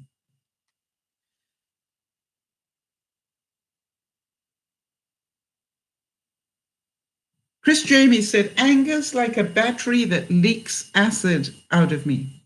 And it starts from the heart till it reaches the outer me. Right? So how many of you can see by this discussion that this passive aggressive behavior is anger at some level? And the more you let that anger fester without addressing it, the more trouble you are going to be in. So Nyasha, if you are walking and suddenly you go left or right, you're never straight, I'd want to know why. I'd want my doctor to explain what is happening, right?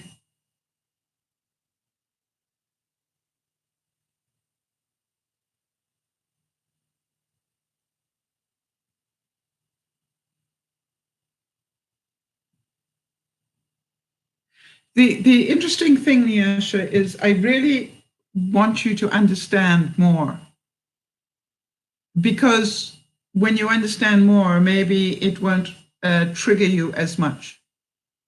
Because that's what I've noticed with you, that if you understand this and we help you understand it a different way, you get that very quickly.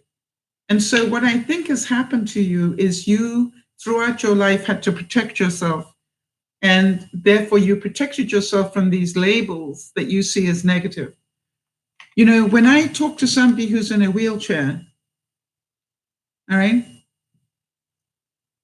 I don't pretend that they're not in a wheelchair. But I do work on what can they do, not what can't they do. I try to work with what can they do. I will always remember the day that I said something to Jody about, well, you may want to wheel yourself onto a scale and find out your weight. And I remember one of my viewers writing to me and saying, how cruel and nasty was that? And I wrote back and said, you do know that Jody is in a wheelchair, right? And they didn't. All right, so your country does not respect the physically challenged.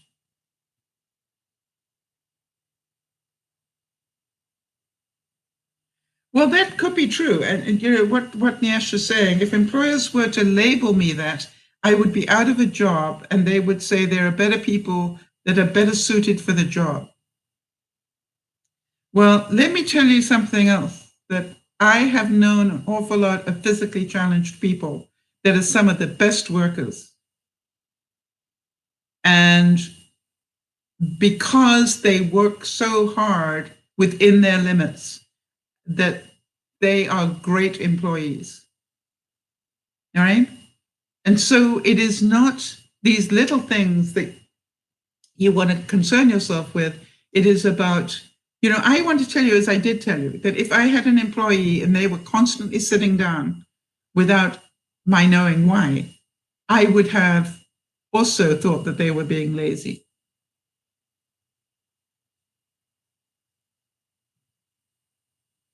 Yes, you do deserve equal opportunity, but not in cases where that could cause a problem to others. All right.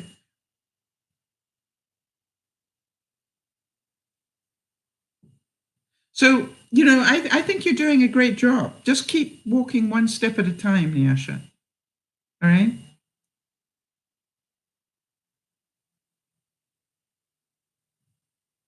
And the job that you have, all right, I would like you to think about, is this the best job for you? If you have those issues of mobility, of drifting, of doing that, would you be better suited with a job where you sit all day rather than have to walk and bend? That would be my question. You know, would you be better suited in a job where you get to use a computer?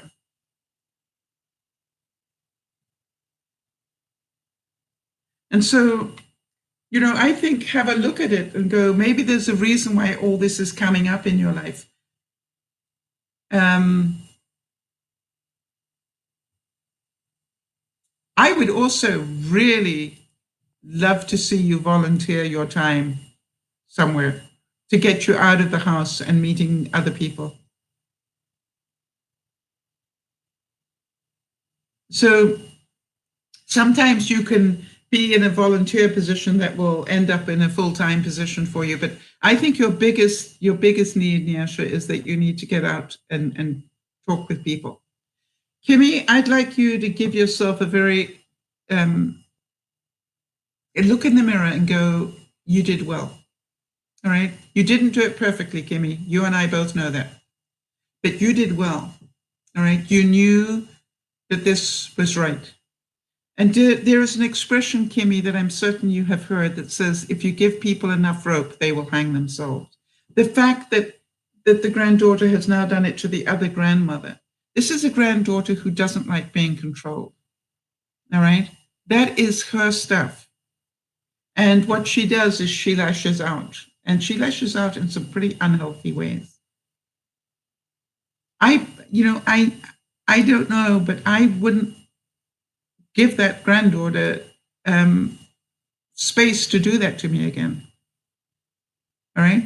Until she grows up, right? I'd say, I love you dearly because you're my granddaughter, but, if I cannot continue to allow you to act like this. Now, I think we have the right not to, when people's bad behavior affects our lives and our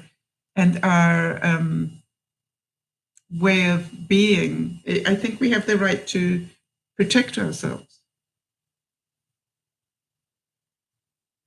Does that make sense? But I also believe that everybody has the right to behave the way they want to. But as a friend, I like to be able to talk about it and go, okay, fine.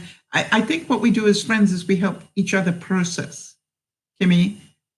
And that's why I'm surprised that nobody has talked this through with you and helped you see that the behaviors that you did were correct.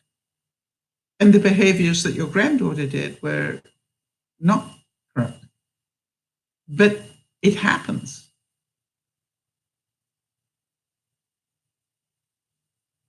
But to me, the sort of lashing out that your granddaughter is doing, I think needs some serious work done on it. But that's just my view. Because that is the sort of teenager that will end up being very violent this one day if they're not, taught a bit more about reality right now.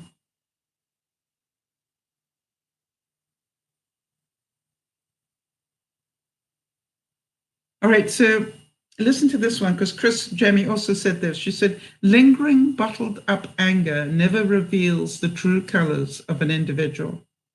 It, on the contrary, becomes all mixed up, rotten, confused, forms a higher combustible chemical compound that then explodes as something foreign, something very different than one's natural self. How many of you have been there and done that? Layer upon layer of things that you did not deal with. And then one day, some poor unsuspecting person says 1 and 1 equals 3, and you just blow. Been there, done that. But I also understand the fear. I understand the fear that what if I tell them this and they go away and I lose them? I understand that fear. But I've also said when I've been talking things through with people, I understand that by telling them this truth, I could lose them. But if I lose them, that means that we're not really friends. All right?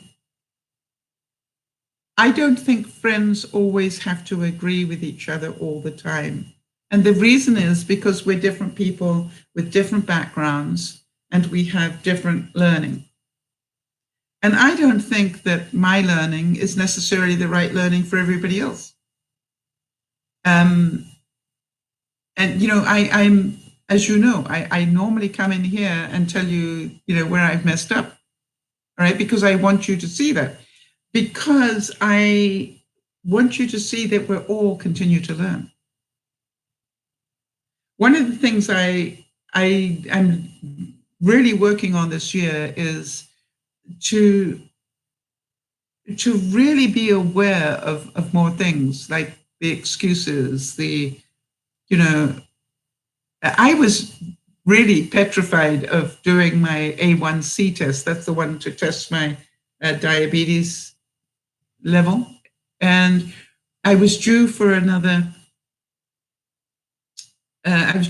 test, and I was really quite scared to take it because I knew that I probably was not going to be doing very well because of all the stress I'd been under. Hold on a second, let me just see what Benji says here. Almost impossible to agree with somebody all the time on everything. I think it would be a lie. All right.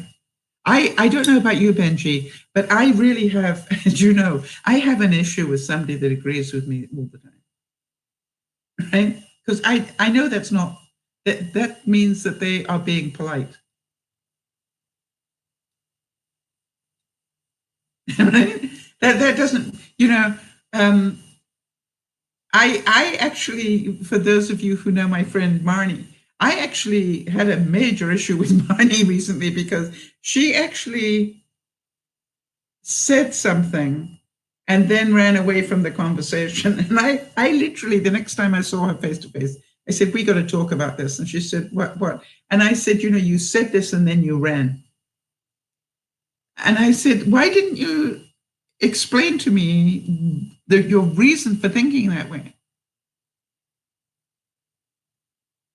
And she said, I don't know.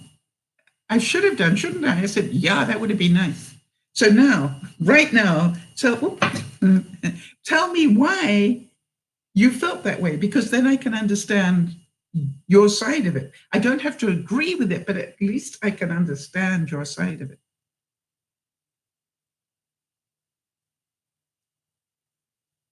Yeah, you think there's people we're aliens. Yeah, I agree with you. It's just like, it's not human nature. One of the things I've always said about my friends is the test to me of a true friend is that I can be angry and that I can disagree and we can still be friends. Right? And I don't want to, I will try not to disagree too often, but if it really challenges me, if it really is affecting me, then I will challenge. And I will challenge hard. And quite honestly, I also know that this is my stuff and maybe I'm the one that needs to get out of the way of this. All right. And so to me, this is all how we learn things. Okay.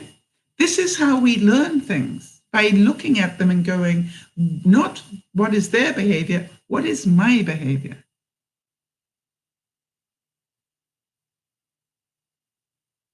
All right, so Nyasha is now.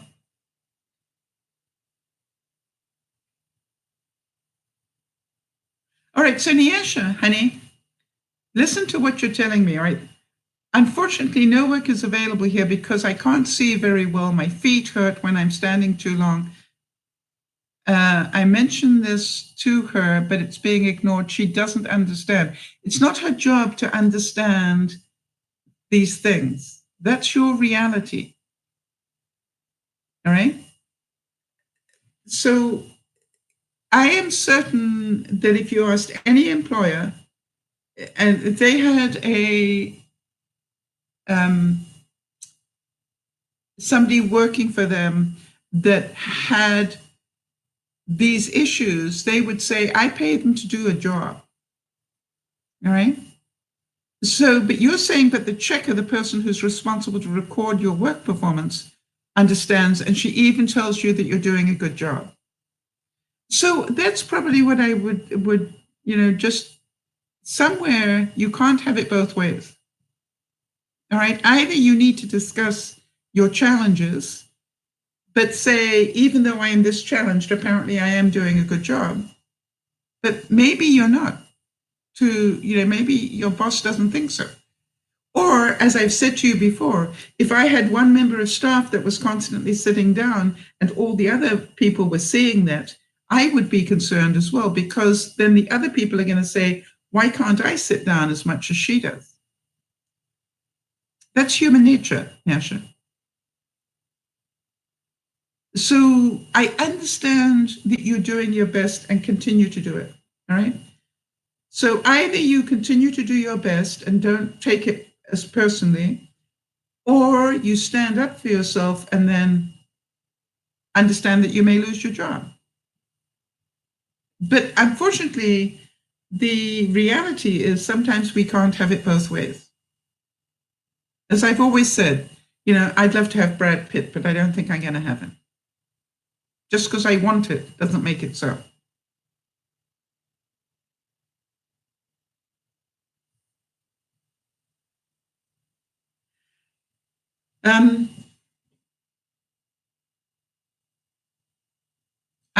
I'm pretty certain that everybody in this room would love to give you a hug right now. It must be a very difficult thing to balance. It must be difficult to work with it. And I just wish that you lived in North America where we could get you that help. But and it's sad that you can't get it in your country. So when we have a situation where we can't control it, we need to learn some level of acceptance, all right? And I think you've done a good job of protecting yourself, and I think just continue to learn as much as you can.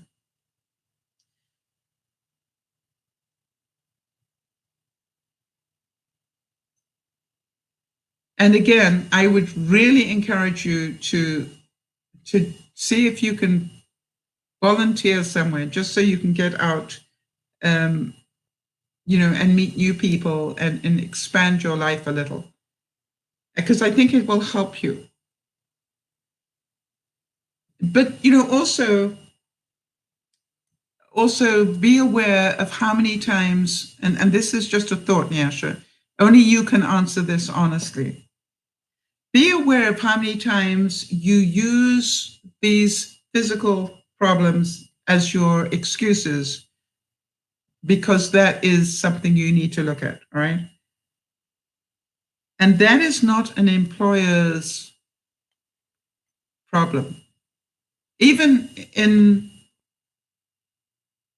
some employers can be very considerate, but it's not their job. Their job is to get the work done. And so it's not their job to understand all the issues that employees have. One of the things that they say is, leave your personal problems at home, come to work. And that happens to a lot of people where, they literally leave their personal stuff at home and then they go to work and work. That's what they get paid for.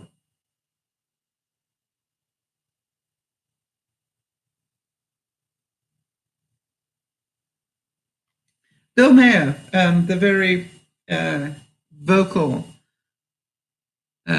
late night person, said, not doing anything is doing something. And choosing to look away is a passive but no less mortal sin. I think that is what I want you to say. If somebody is doing this at you, you know that they are not a happy person, right? I mean, what is it about this that you didn't see? So this is called whoa, right? So do the body language back. Whoa, hang on a second. I see you shaking your finger at me. By the way, in England, it is extremely rude to point at somebody. I notice in North America, people do it more often, but, it's just like, be aware of what's going on. If somebody's going, no, listen to that.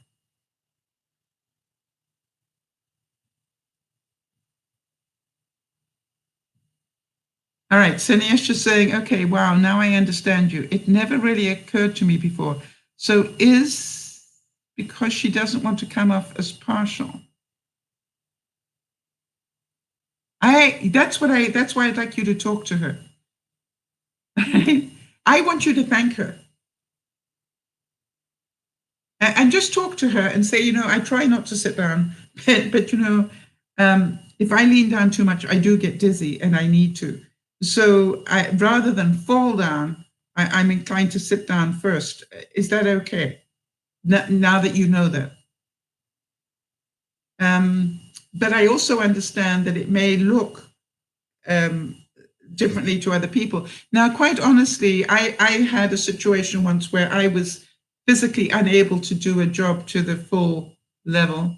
And I actually was amazed. My boss brought in all my coworkers and publicly said, Sal is going through this, and this. She is on some pretty heavy medications that are causing this, and this. So therefore, for the next 6 months, I would like you all to be very aware and help her, because you know she is trying to do her best. Now, that was an unusual boss. And I was very grateful for that. And, you know, the funny thing was, at the end of it, before he stopped, he said, and by the way, I am pretty sure that as I am talking right now, Sal is getting ready to resign because she can't do the job properly. Right, Sal? And I went, yeah, that's exactly what I was about to do. And he said, we will not let you do that. You've just got something going on that you can't control at the moment. And the doctors are trying to control it, and they'll pretty soon find the level where it does control it, and we'll sort it out. And I went, wow.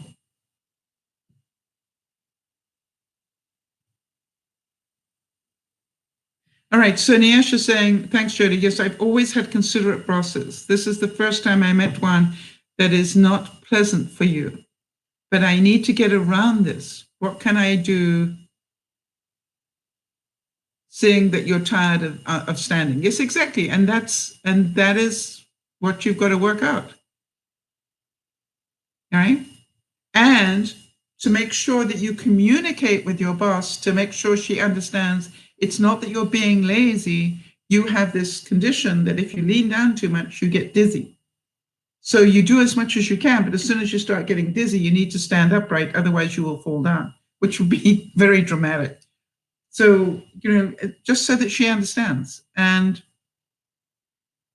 you know, quite honestly, the reality is if you lose your job because of it, then this was not the right job for you anyway. Right? So either control your need, pace yourself better so that you don't lean down as quickly. Maybe if you go down more slowly and pick things up, it will work better for you, that you won't get as dizzy. So you see, it's about working with it. So here's the thing for all of you. We're over time, but I want to make sure you understand. This is the very beginning of a discussion that is quite complicated, and it is all about start seeing it in other people. You know, you will see frustration in the line at the checkout, you know, at your local supermarket. You will see what that looks like if you bother to study the body language, right? You will see people say, gosh, I'm so sorry. And the other person said, oh, it's fine. You know, just by their voice tone and their passive aggressive behavior, it was not fine. And sometimes it is really helpful to be the friend that says, you know something? I hear you say it's fine, but your voice tells me it isn't. And so I just want to tell you, it was not my intent to upset you. Right? You cannot control the other person, but you can tell them the truth. Right? And sometimes that truth helps them in their journey. And that's what I'm really trying to make sure you understand. We don't do these things in isolation. If somebody is being aggressive to you, be aware that there is a line between verbal aggression and physical violence, right? The one, you know, if you are constantly being attacked verbally, the chances are you will end up being attacked physically. And, you know, so that's what I want you to do. Beth, they did an incredible thing. They reported a husband who was being abusive. And he ends up in jail because it was not the first time. All right. And so to me, and look what's happened because of that, the daughter has now learned how to drive a car and got her license, and she now has a freedom she never had before. So to me, this is like, don't accept what is wrong to you. But on the other hand, you know, we have friends that are not perfect. That's what I really want to get to. We have friends that are not perfect, and that's okay. I believe that we're in each other's lives so we can help one another. Your strength here might not be my strength, but my strength over here might be something that you need. And you see, that's what makes us friends. That, you know, that's what makes it the world go around. This is like, hey, I really appreciate your knowledge here. And, you know, it doesn't always have to be a balance. You know, I've had some friends where their knowledge to me was greater than my knowledge to them. That's okay. As long as it is appreciated. And I think that's another thing. Remember to appreciate the things. Remember to replay situations where you were not at your best and go, how could I have done this better?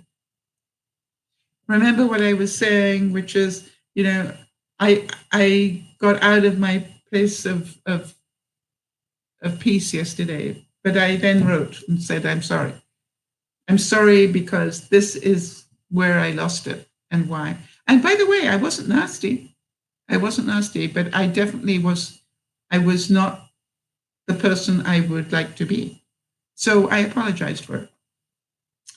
And that doesn't mean I lost. That meant I was accountable for my behavior. And I've learned a lot. I know that if I get into that same situation again, I have a different perception of it now.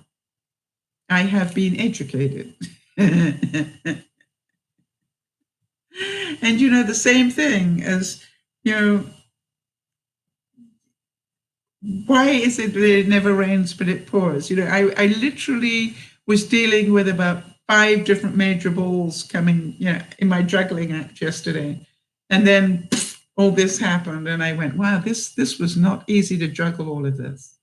But you know something? I'm pretty proud of what I did manage to do under the circumstances, you know, so I'm still here. And by the way, I did do the diabetes test and it did end up better than I expected it to. And that goes to show that even though I was under all that stress over the last month, you know, I didn't smoke. I literally, you know, I went out of control a little bit, but I didn't go, you know, I wasn't eating lemon meringue pie or anything, you know, and Jody, thank you for keeping me on track on how well I was controlling it. Benji says, better to reflect and learn than to live in denial and be ignorant. Think about that. That is very wise. Better to reflect and learn than to live in denial and be ignorant. Right? And one of the things I have always valued in my friendship with Benji is that we can tell the truth. And you know, it's like, I think it is so important because that's how we learn. I love you. Did you know you're doing this? No. And so to me, we are all here.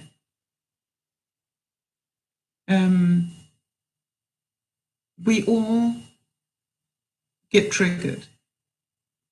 We all have incredible talents and we all have weaknesses.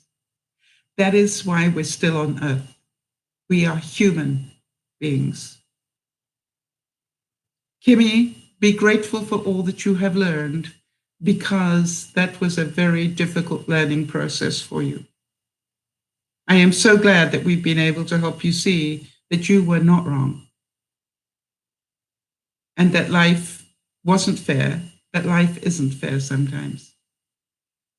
Miasha, keep learning and keep doing the best you can, all right? keep, you're aware of what can't happen, work on what you can do, not what you can't do. All right, that makes it so much better. Jody, thank you for all you do to keep me sane during the week. And thank you for being there.